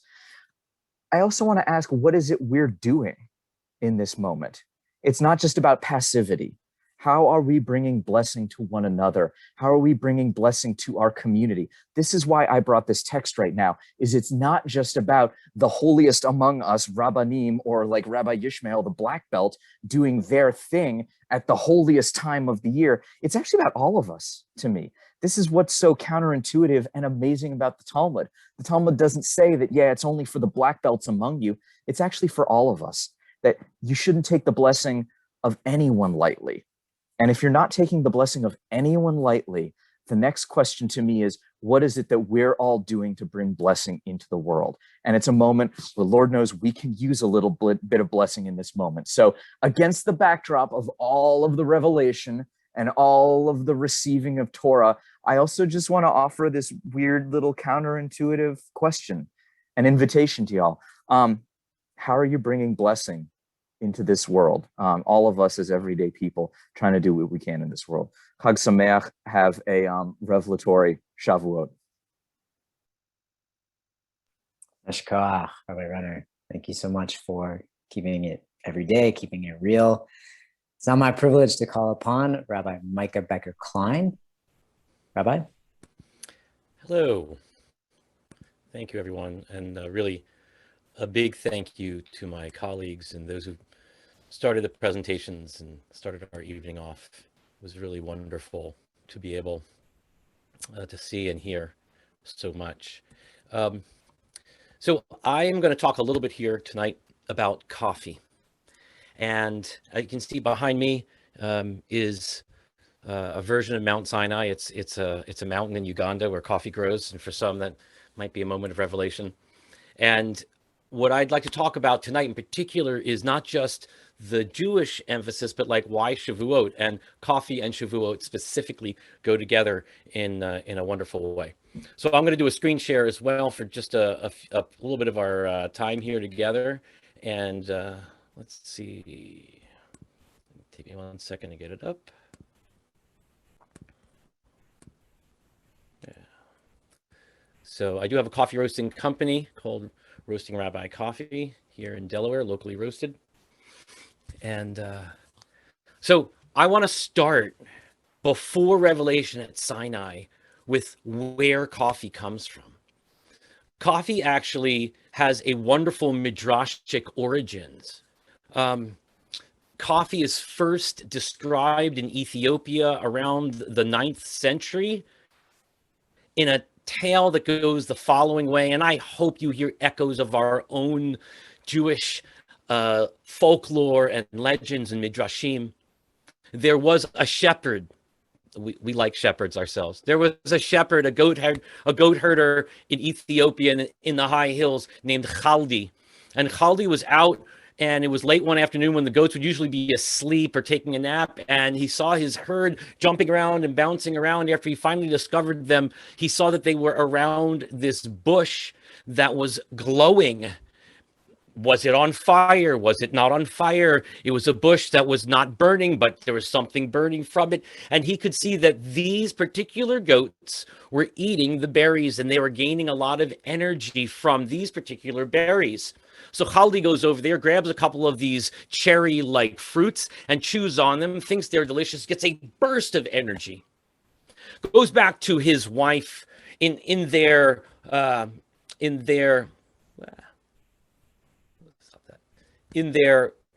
town, and says, look, I've got these great magical beans. We're going to jump from Jewish history to another legend you might be familiar with. Look, I've got these magical beans. They're amazing. And his wife says, wow, I think you should take them to the Sufi mystics, because they're going to really know what to do with these magical beans and how purposeful they might be. So he brings them over to a group of Sufi Muslim mystics that are there in Ethiopia at the time. And he comes up to the head. Let's take Rabbi Nick's words. Maybe he was the Kohen Hagadol of the Sufi mystics, and Chaldi gives them to him. And the Sufi monks, they just throw them into the fire. They don't want anything to do with these magical beans. Chaldi's a goat herd. Like why would we want his beans? And the most amazing aroma comes out. And so this chief Sufi monk, he pulls them back out, and he chews on some of them. He's like, wow, this is really amazing taste, and I'm getting amazing energy. That's the midrashic legendary origins of coffee. Nobody really knows the first person, the first time, the name of that person. I mean, I'd love to know that Moses was the name of the actual person that did or didn't see a bush that was or wasn't burned, but it doesn't matter to me. It's the lesson that we gain from it. In the end, that's really important to me. So just like in this story, Chaldi, it doesn't matter whether that was the first person that really found coffee or not. The truth is that at that point, we do know that it was the Sufi mystics that really helped spread what began as an eaten food, almost like an energy bar, that by the time it made its way across to Yemen, becomes the first place that coffee is grown agriculturally. In Ethiopia, coffee was just grown wild. You can still get wild Ethiopian coffee. It's quite magnificent when you can get it. The first place it's cultivated really is Yemen. And from Yemen, it spreads through the Arabian Peninsula and up through the Muslim world. Now, you have to imagine that at that point, it's going to intersect with our Jewish communal lives. And so that's why I want to jump in for a moment before we get to kind of some of the modern stuff, if you will. So let's just begin by saying that where coffee, this is a quote from Elliot Horowitz, who said, where coffee spread, it extended the range of possibilities for making use of the night hours, whether for purposes pious or profane. We're going to keep on the pious side tonight. Now, what happens with coffee is the mystics of the Jewish world, of the Muslim world, and the Christian world loved all-night sessions. They wanted people to stay up all night and study and have songs and prayers and tikkunim like we're doing now. But people kept falling asleep in the middle of the sessions for them. And amazingly, This magical drink kept people wide awake and present, from the Sufi mystics to our Jewish Kabbalistic, but also just the Jewish people who at that time would have been living from places before Kabbalah was established even, right? From Egypt up through Babylon, Babylonia, up all the way through Turkey. The origins of the all-night-long Shavuot Tikkun lie within the mystical tradition. But the practice establishing itself and actually lasting, like from medieval times until our time now today, may really owe its popularity and festivity to a unique feature of early modern Jewish life, which was coffee.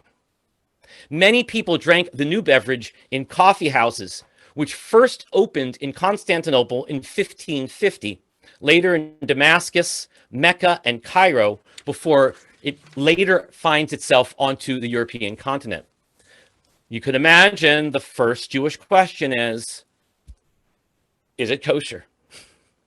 The answer actually comes down to us, yes, it is kosher. Second question that we actually get asked is it something that we can drink with other people? When these coffee houses were established, the question gets asked, should a Jewish patron drink coffee at a non-Jewish establishment? While David ibn Zimra, a Cairo rabbi that ruled in 1500s, said in 1553 that Jews could drink coffee prepared by a non-Jew, he did warn against patronizing coffee houses and told them to have their coffee delivered to their home. That should be a side note. One day you should look to have a nice local coffee delivered to your home. I can help you out with that. So one cannot attain the presence of kavanah that you need to have that high Kohen moment that we just heard from Rabbi Nick without the aid of coffee, said the Italian Rabbi Hezekiah de Silva in 1650. Now you have to know that there was no coffee plant that was grown outside the Muslim world until the 1600s, when it eventually gets planted in Java and Sumatra. So the blessing was another major Jewish question. We're going to have this new food. What kind of a food is it? Is it a fruit? No, it's not fruit. Is it wheat? It's not wheat. Is it vine? It's not vine. The blessing that we say over coffee, Shehakol nihiyeh bidvaro, for the general blessing of life and all things created. I shouldn't waste the blessing without taking a sip. So, the first coffee house in Europe opens in 1632 in Livorno, Italy, by a Jewish merchant.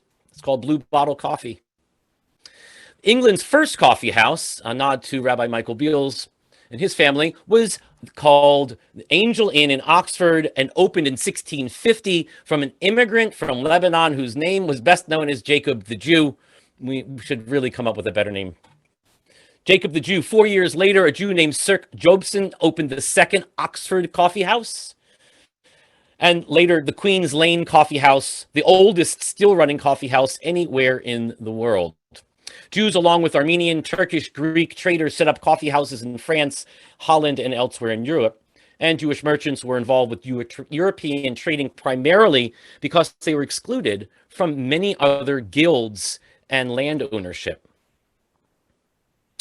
Back when, in 1492, the Jewish community was expelled from Spain, among the lands that we found ourselves residing was in Amsterdam, and then over towards Turkey and the Balkans and Yemen and all these other countries. And around 20 years later, the first publicly traded world global commodity starts being traded in Amsterdam, and that is coffee. And amongst the first people involved with this international trade are Jewish traders. Because of their connections with family that would have gone, on the one hand, up to Amsterdam, and on the other hand, towards these other countries that were importing and sending coffee around, but also because of their familial connections. The amazing thing was that the expulsion from Spain actually helps blossom this interglobal, intercontinental connection between all of us. Now, it is very important for me in talking about coffee and the magic that coffee brings and the life that coffee brings to mention that coffee itself is grown around the world primarily by colonial powers. And that these powers, whether they were Spain or Portugal or other countries as well, they were going to be built on the backs of slaves, raised on the backs of slaves. And really, until the 20th century, much of the coffee that we would have gotten in the world was not raised in a sustainable manner. It was not raised in a way that allowed for humanitarian conditions for the workers and those that are growing, those that are preparing, those that are exporting the coffee and getting them to our cup. I love coffee. It's magical. It's amazing. I joke that it's a necessity in life, but it's not a necessity. It's really something that we love, especially as people of the world that enjoy food or drink in the highest level.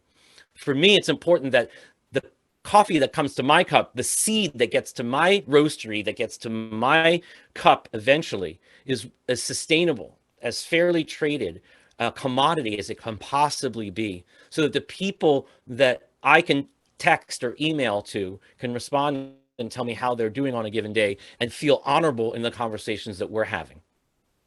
Now, the wonderful thing about coffee in Jewish life, as many of you might know, is that later on, when we get to modern times, it's Maxwell House that figures out that if we can explain to people that not only is coffee kosher, but it's also kosher for Passover by definition, then we can profit from having an enjoyment of it all year round. Now, coffee was not understood really as a new food. It was something that was roasted and then ground up and then water was poured on it. So in some ways, for those that weren't very scientifically oriented, it seemed a bit like how you would make dough or how you would make a process that would ferment, maybe like beer. But really, it was a seed that was cooked and then poured hot water over. So there's a number of ways that it gets interpreted, but it was accepted as kosher across the board, as well as something that you could drink all year round, including on Passover. The best thing to know that is that by the mid 1700s, coffee had surpassed beer in New York City as the favorite drink of choice, allowing us to really have the mixture of heaven, which is a coffee and a bagel on the streets of New York City. So, my friends, I really just wanted to talk a little bit about the majesty of coffee, but also to remind us about fair trade, about what does it mean to support the people, the agriculture, the way in which we get the food to our plates that sustain us, but that can also enliven our souls, give a lift, give some kavanah, and give some blessing. Now, I hope that you'll take the time to maybe enjoy a cup of coffee tonight if you're going to stay awake for one of these all night long tikkunim, but also to enjoy whether it's chocolate or coffee or one of those pleasurable items in the most sustainable, fair, and organic way that you can. Hag Sameach, blessings to you all. And once again, I want to say thank you to all my colleagues for being here tonight and putting us together. Thank you so much, Rabbi Micah Klein. Enjoy a good cup of coffee myself. It's now my privilege to call upon my colleague and friend, Rabbi Yair Robinson. Rabbi. Hi, folks. Good evening. So great to be studying with all of you, with all of our esteemed colleagues here in the Delaware area. Such great learning this evening. This is not an all-night tikkun. I don't know how many of us would make it, but I do want to applaud all of you for making it this far as we prepare to do a little bit of studying. It was my hope to do a little bit further study of Akdamut Milin. We heard a little bit about it from Cantor Redfern, but I want to get into it because of its unique nature as a bit of creative liturgy. But before we get into that, we have to talk about what creative liturgy is. So that's what we're going to be doing for the next couple of minutes, is looking at Akdamut Milin, but more generally speaking of what the whole idea of creative liturgy is. And for that, we're going to talk about what Akdamut Milin is. So I'm going to share screen. I might even know what I'm doing here. Good enough. And we're going to hone in on this. So Akdamut is, as many of us know, a piyut. But what is a piyut? A piyut was meant to be an innovation, a bit of creative liturgy, a bit of something new that would help energize the worship experience. It is something outside the traditional Siddur.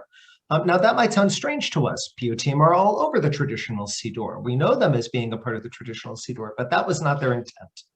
Their intent was something that was created by what are called payetanim, poets, usually chazanim, usually cantors in various communities, as a way of being innovative, of bringing a new idea, often tying in with whatever the weekly Torah portion was or what the holiday was, and sometimes meant to act as a substitute for the traditional liturgy, but often was meant to interrupt the liturgy as a bit of fun, a chance for the person to show off a little bit of their talent, a chance for the congregation to be energized, to find in that traditional worship something new to engage in. In many ways, the writers of the ancient Piyutim and the medieval Piyutim are not so different from the Julie Silvers and Debbie Friedmans and Menachem Creditors and the Nefesh Mountains that we encounter today. All of these creative liturgists, and we could go on and on naming several of them. We all probably have our favorites, who we think of as being this very modern idea. They come out, they're playing guitar often, or drums, or something along those lines. They're singing in the vernacular, in a language that we understand. But the Payetanim, the people writing these Piyutim, they were doing the exact same thing thousands of years ago. So now we get to Akdamut, which, as we heard before, is the piyut for Shavuot. A few quick notes, which you can see on the screen, and I will share this text. It's on Safari. I will share my text with everybody in the chat when I'm done. Before I continue, I must give credit where credit is due. As I was researching this, because I knew I wanted to talk about it, I spoke a little bit with Rabbi Peter Grumbacher, my emeritus. You'll see why momentarily. Rabbi Richard Saracen, emeritus professor from the Hebrew Union College, and my teacher and an expert on Piyutim. And also Rabbi Laura Lieber, who is a professor at Duke University, who, if you go to Drisha, she just gave a lecture on Akdamut Milin, which is amazing and worth your time. So much credit to the three of them, to my dear friends and teachers in that regard. So Akdamut, as we heard before, was a medieval piyut. Specifically, it was composed in Worms, somewhere between 1010 and 1090. We're not exactly sure, by Rabbi Meir Bar Yitzchak Nehorai of Orleans, who was the cantor in Worms. Now, it is worth noting that he dies in 1095 before the various massacres that occur as part of the First Crusade. And that's going to become relevant to our discussion. We know the First Crusade kind of shows up in the various parts of the Rhineland in the mid to later part of the 1090s. It is devastating for the Jewish communities there. Arguably at the time, the most devastating thing to have happened to our people since the fall of the temple in Jerusalem, perhaps equaling the Shoah in its severity. We can have that conversation theologically another time. But he dies of old age before this happens. But part of the popularity of Akdamut is going to be attributed to holding on to this idea of what there was before, and some of the theological ideas that you see in Akdamut Milin. So it is, as I said before, as we heard before, it is a prominent liturgical poem recited on Shavuot, specifically by Ashkenazi Jews. If you talk to Sephardic Jews, if you talk to Jews of Greece and Egypt, and North Africa, they don't know from Akdamut Milin. They had their own traditions. But this becomes a piyut that is recited, originally meant to interrupt the reading of the Ten Commandments, the Aseret HaDibrot. The Ten Commandments, of course, as we heard, is the Torah reading for Shavuot. And this was meant to come between the first and the second Aliyah. They would finish the first Aliyah, and then the Chazan would interrupt with the recitation of Akdamut Milin. What happens is that it comes in and it becomes something that gets recited as part of the first Aliyah, before the recitation of the verses, but after the blessing of the Torah, which is kind of funny, right? Normally, you would think you do the blessing and then you do the thing associated with the blessing. In this case, Akdamut interrupts that. The whole piyut, and we're going to see the text in a moment, is 90 verses of very difficult Aramaic, very, very stubborn Aramaic, in part because Rabbi Meir wanted to show off his talent a little bit, and so his wordplay gets a little complex. The first 44 verses are a double alphabetical acrostic, not unusual, and makes things a little bit more accessible. Remember, nobody has a book in front of them at this time period except for the Chazan. So an alphabetical acrostic makes it easier if you know it's going to go Aleph, Aleph, Bet, Bet, Gimel, Gimel, etc. Allows people to participate and kind of know what's coming. The last 46 verses, however, are a name acrostic that spells out Meir, the son of Rabbi Isaac. May he grow in Torah and in good deeds. Amen. Be strong and have good courage. Nice way to sign his work there. Lots of biblical references throughout. Each line is 10 syllables long, a nice reference to the 10 Commandments, and every single one ends with the syllable ta. Right, so it's going to rhyme, but every syllable is going to end with ta. Taf Aleph, that is to say the end of the Hebrew alphabet and the beginning of the Hebrew alphabet. Just as when we recite Torah, we end and begin in the same breath as we do at Simchat Torah. At Shavuot, we see in Akdamut Milin the same theme, the same idea being raised. It consists of praise for God, God's Torah, God's people, and we're going to concentrate in this case on some of the most famous words. So I'm going to scroll down here, and again, I'll share the text later for people who want to read in more detail and want to dive in. But we see in these first verses, right before reciting the 10 Commandments, Akdamut Milin, before my words, I first ask permission and approval to start with 2 or 3 stanzas in fear. Very classical introduction. Fear of God who creates and ever sustains, the one who has endless might not to be described, where the sky's parchment, where all the reeds quills, where the seas and all waters made of ink, where all the world's inhabitants made scribes, the glorious master of heaven and earth alone formed the world veiled in mystery. Now, this is a neat idea. This is a beautiful bit of text there. Wonderful bit of sort of liturgical and poetic exaggeration, right? If all the world were scribes, none of us could write down how wonderful God is. Interestingly, it is understood to be probably a reference to the Quran. Surah 18, verse 109. With the sea ink for the words of my Lord, the sea would surely fail before the words of my Lord.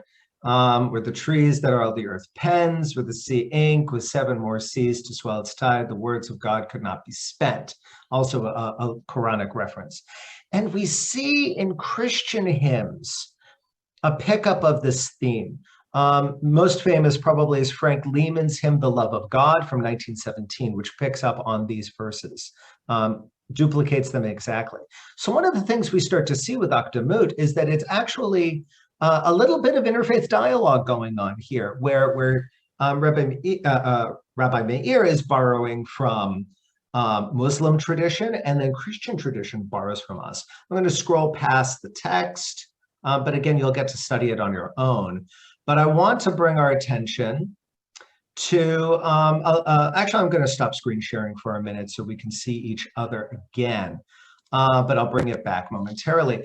One of the things that happens with piyutim for the early reformers, conservative and reform Jews, is in the 19th century, is the sense that piyutim have become sort of this added layer in the liturgy, and this idea that maybe it's too much. Maybe we need to take it all out. It's additional. It's not part of the Siddur. Let's take it out. But something happens with some of the piyutim, like Akdamut Milin, is that a lot of the early reformers start to try to find a way to keep it in some way, but now instead of in this difficult Aramaic, in the vernacular.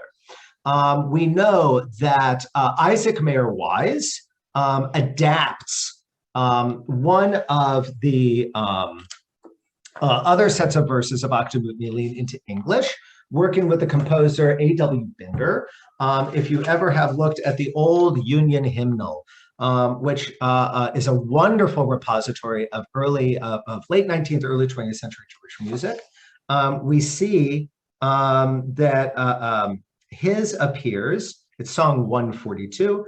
It's called in this From Heaven's Heights to Thunder Peals, but it's Akdamut Milin, translated into English, using the German melody for Akdamut Milin, which is what we heard about a little bit earlier.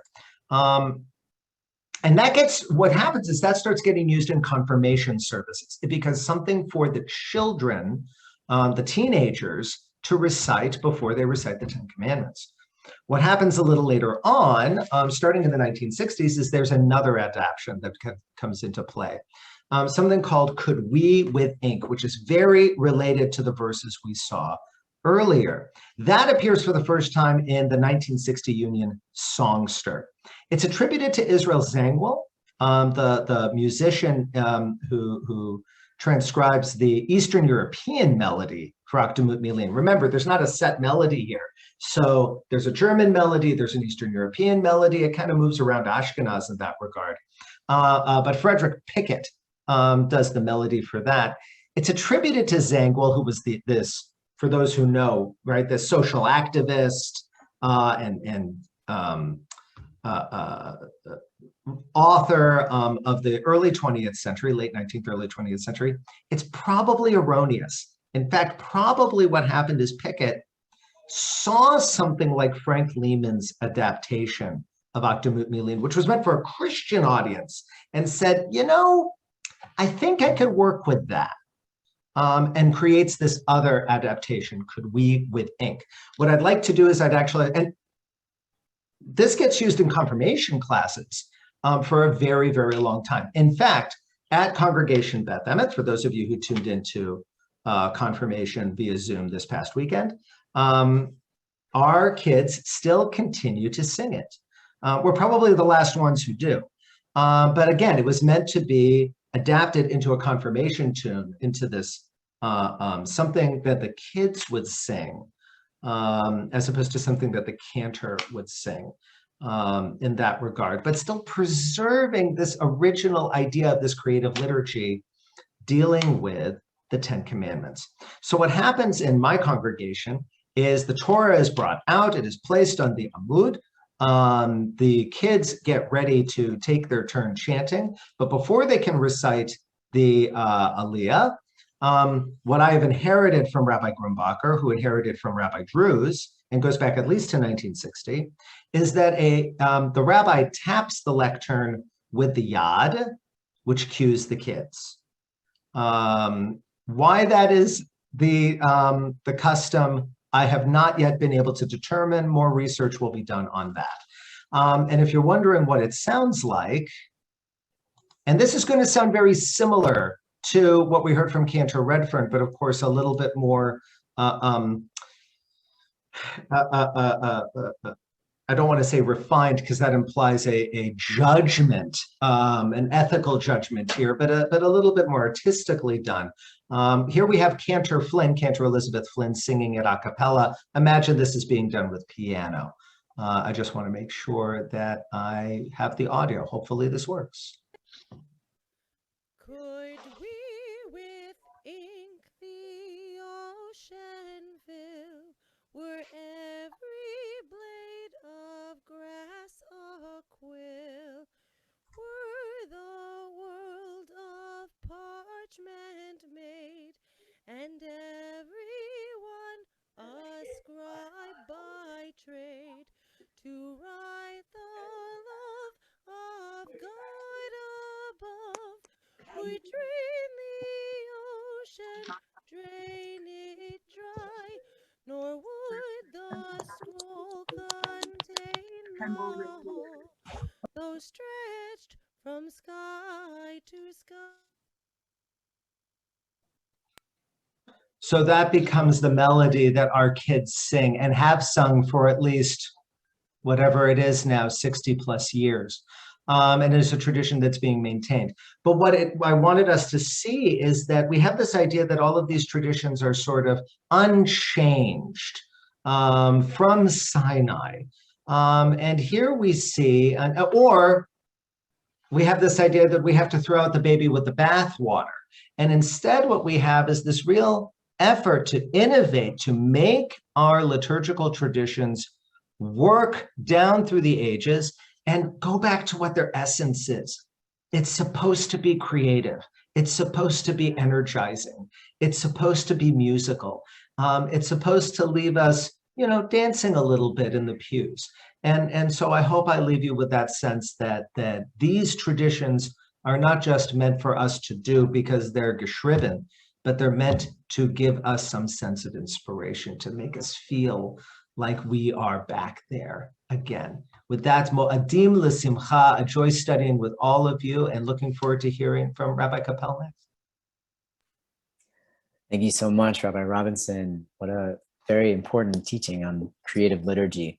It's now my privilege to call upon the immediate past president of DERECH, Rabbi Elisa Capel.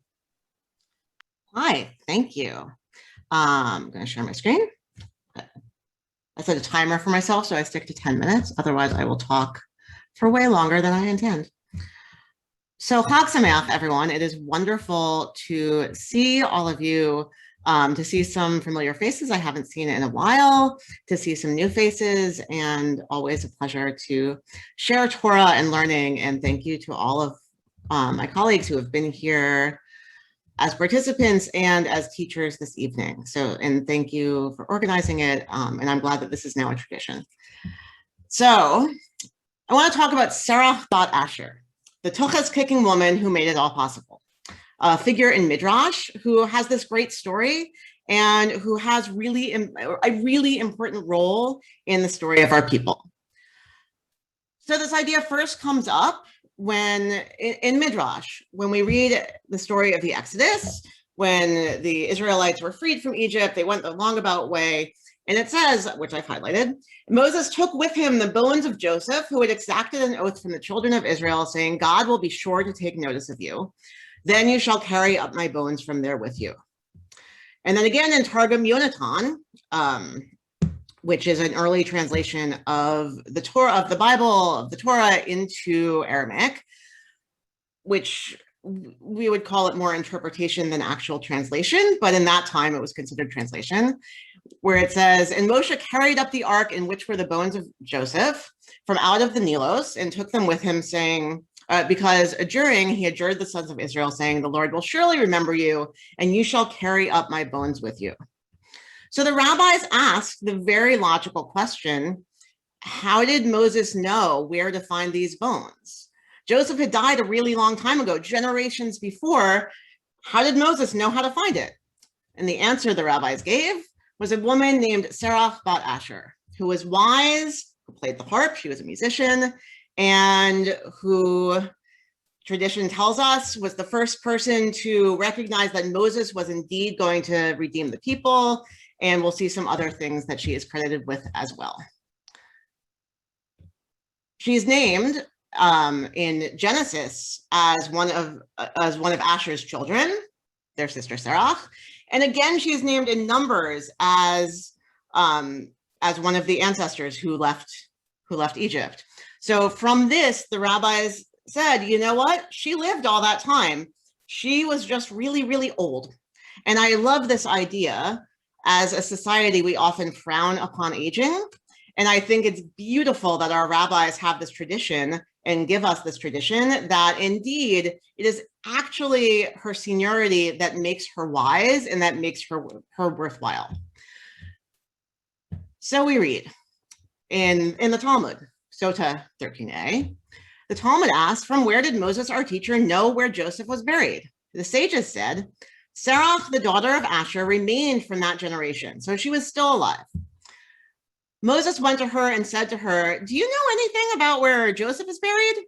She said to him, the Egyptians fashioned a metal casket for him and set it in the Nile River so that its water would be blessed. Moses went and stood on the bank of the Nile. He said to Joseph, Joseph, the time has arrived about which the Holy One, the blessed be he, took an oath saying that I, God, will redeem you. and the time for fulfillment of the oath that you had administered for the Jewish people, that they will bury you in Eretz Yisrael, has arrived. If you show yourself, it's good. If not, we are clear from your oath. Immediately, the casket of Joseph floated to the top of the water. Now, first of all, my computer is about to run out of battery, so I'm going to plug it in.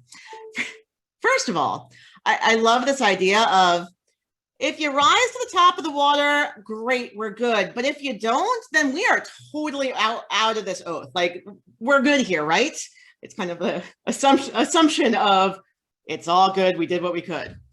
And I love this idea of, I can picture the movie of this with the coffin rising out of the water, and Joseph rising so that they can bring him into the land of Israel.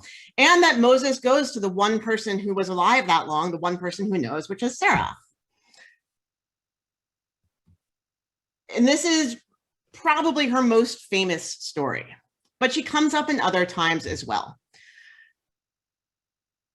One of those is when Joseph's brothers come back from Egypt to tell their father that Jacob is alive. They're worried. They don't know how to tell their father this news without really upsetting him. Keeping in mind, they had told their father that their brother was dead, killed by a wild beast. In fact, they had sold him into slavery. I think their fear is realistic, of not wanting to, A, shock their father, and B, wanting to tell him in a way that he could hear it. And there's two different versions of how this happens. In one, the brothers go to Sarah, and she is, and when they went on until they approached their houses and met Sarah coming towards them. And the damsel was excitingly beautiful and wise, and a skilled player on the harp. And they called her, and she came unto them, and she kissed them. And they took her and gave her a harp, saying to her, "Go, we pray thee, before our father, and sit down before him, and strike this harp, and speak to him according to these words." And she sang, and she played beautifully on the harp. She sang in the sweetness of her voice, "Joseph, my uncle, is alive. He has reigned over all the land of Egypt. He is not dead." And she often repeated these words. So this idea that Sarah sang to Jacob in order to soften him to the idea, using music as a psychological tool. And we all know now that music has great power. And she was able to transmit this message to him so that in singing it over and over, he was ready for it when it happened, when he indeed learned the news. In another version of the story, and this is translation from Aviva Zornberg in Midrash Haggadol, if we tell him right away, Joseph is alive, perhaps he will have a stroke. Literally, his soul will fly away. What did they do? They said to Sarah, daughter of Asher, "Tell our father Jacob that Joseph is alive and he is in Egypt." What did she do? She waited till he was standing in prayer and then said in a tone of wonder, "Joseph is in Egypt. There have been born on his knees Manasseh and Ephraim." 3 rhyming lines. His heart failed while he was standing in prayer. When he finished his prayer, he saw the wagons. Immediately, the spirit of Jacob came back to life. I love this idea that from a young woman singing, or from a young woman's wisdom in knowing how to share this message, is how Jacob finds out what is probably the most important truth of his adult life.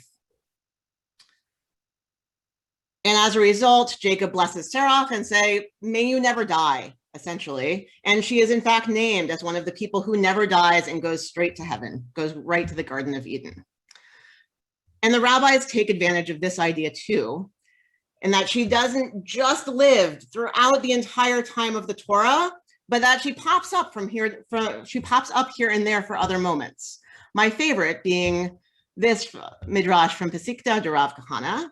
Rabbi Yochanan was sitting in the Beit Midrash and expounding the verse, "The water is forming a wall for them on their right and on their left."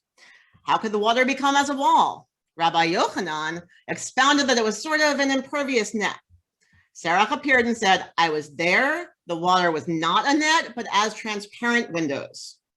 Now I want you to imagine this scene.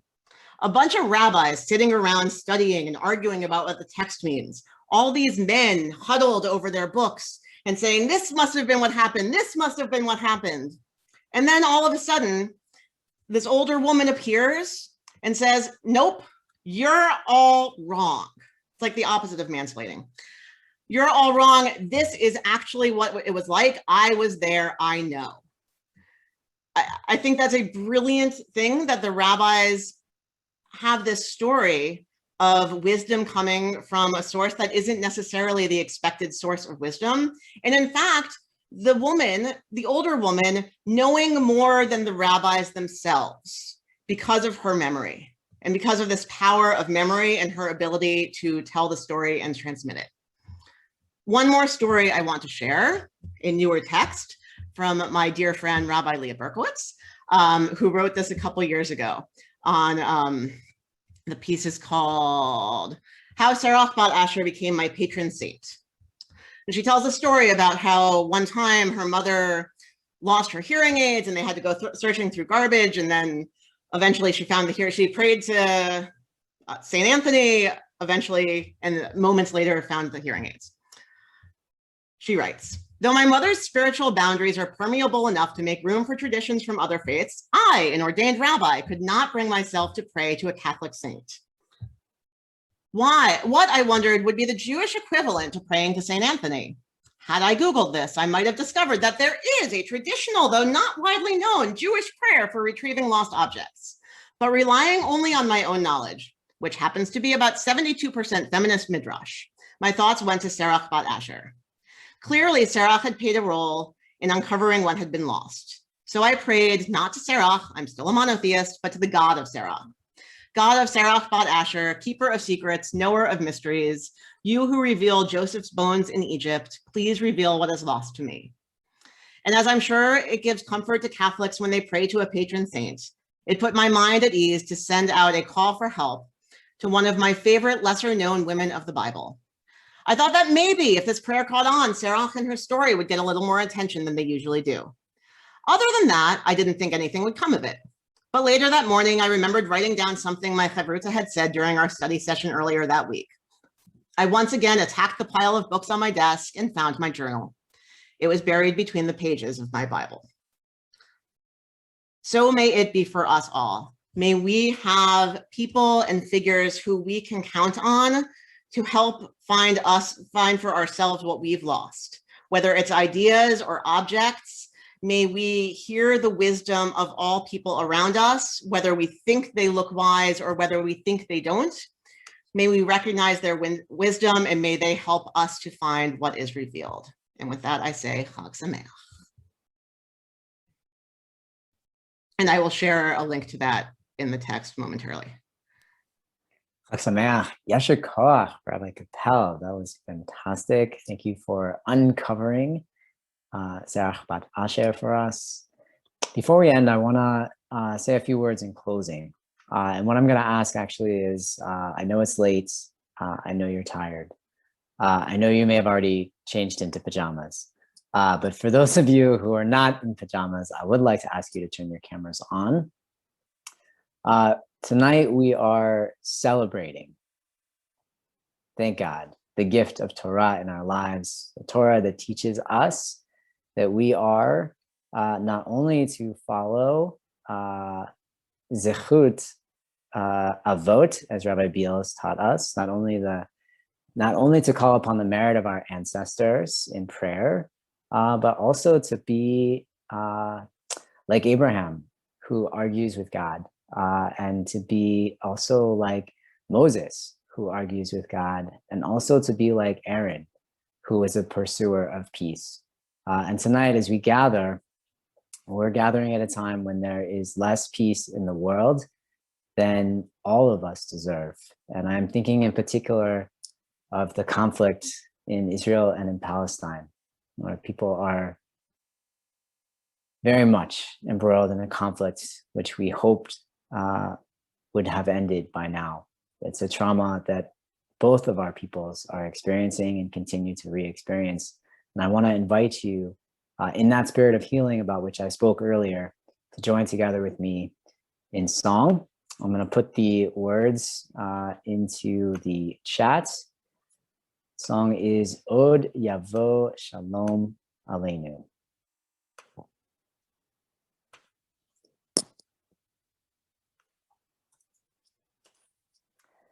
Od Yavo Shalom Aleinu. Od Yavo Shalom Aleinu. Od Yavo Shalom Aleinu Ve'al Kulam. Od Yavo Shalom Aleinu. Od Yavo Shalom Aleinu. Od Yavo Shalom Aleinu Ve'al Kulam. Salam Aleinu Ve'al Kol Ha'olam. Salam, salam, salam. Aleinu ve'al kol ha'olam. Salam, salam. Od Yavo Shalom Aleinu. Od Yavo Shalom Aleinu. Od Yavo Shalom Aleinu Ve'al Kulam. Od Yavo Shalom Aleinu. Od Yavo Shalom Aleinu. Od Yavo Shalom Aleinu Ve'al Kulam. Salam Aleinu Ve'al Kol Ha'olam. Salam, salam, salam. Aleinu Ve'al Kol Ha'olam. Salam, salam. Od Yavo Shalom Aleinu. Od Yavo Shalom Aleinu. Od Yavo Shalom Aleinu Ve'al Kulam.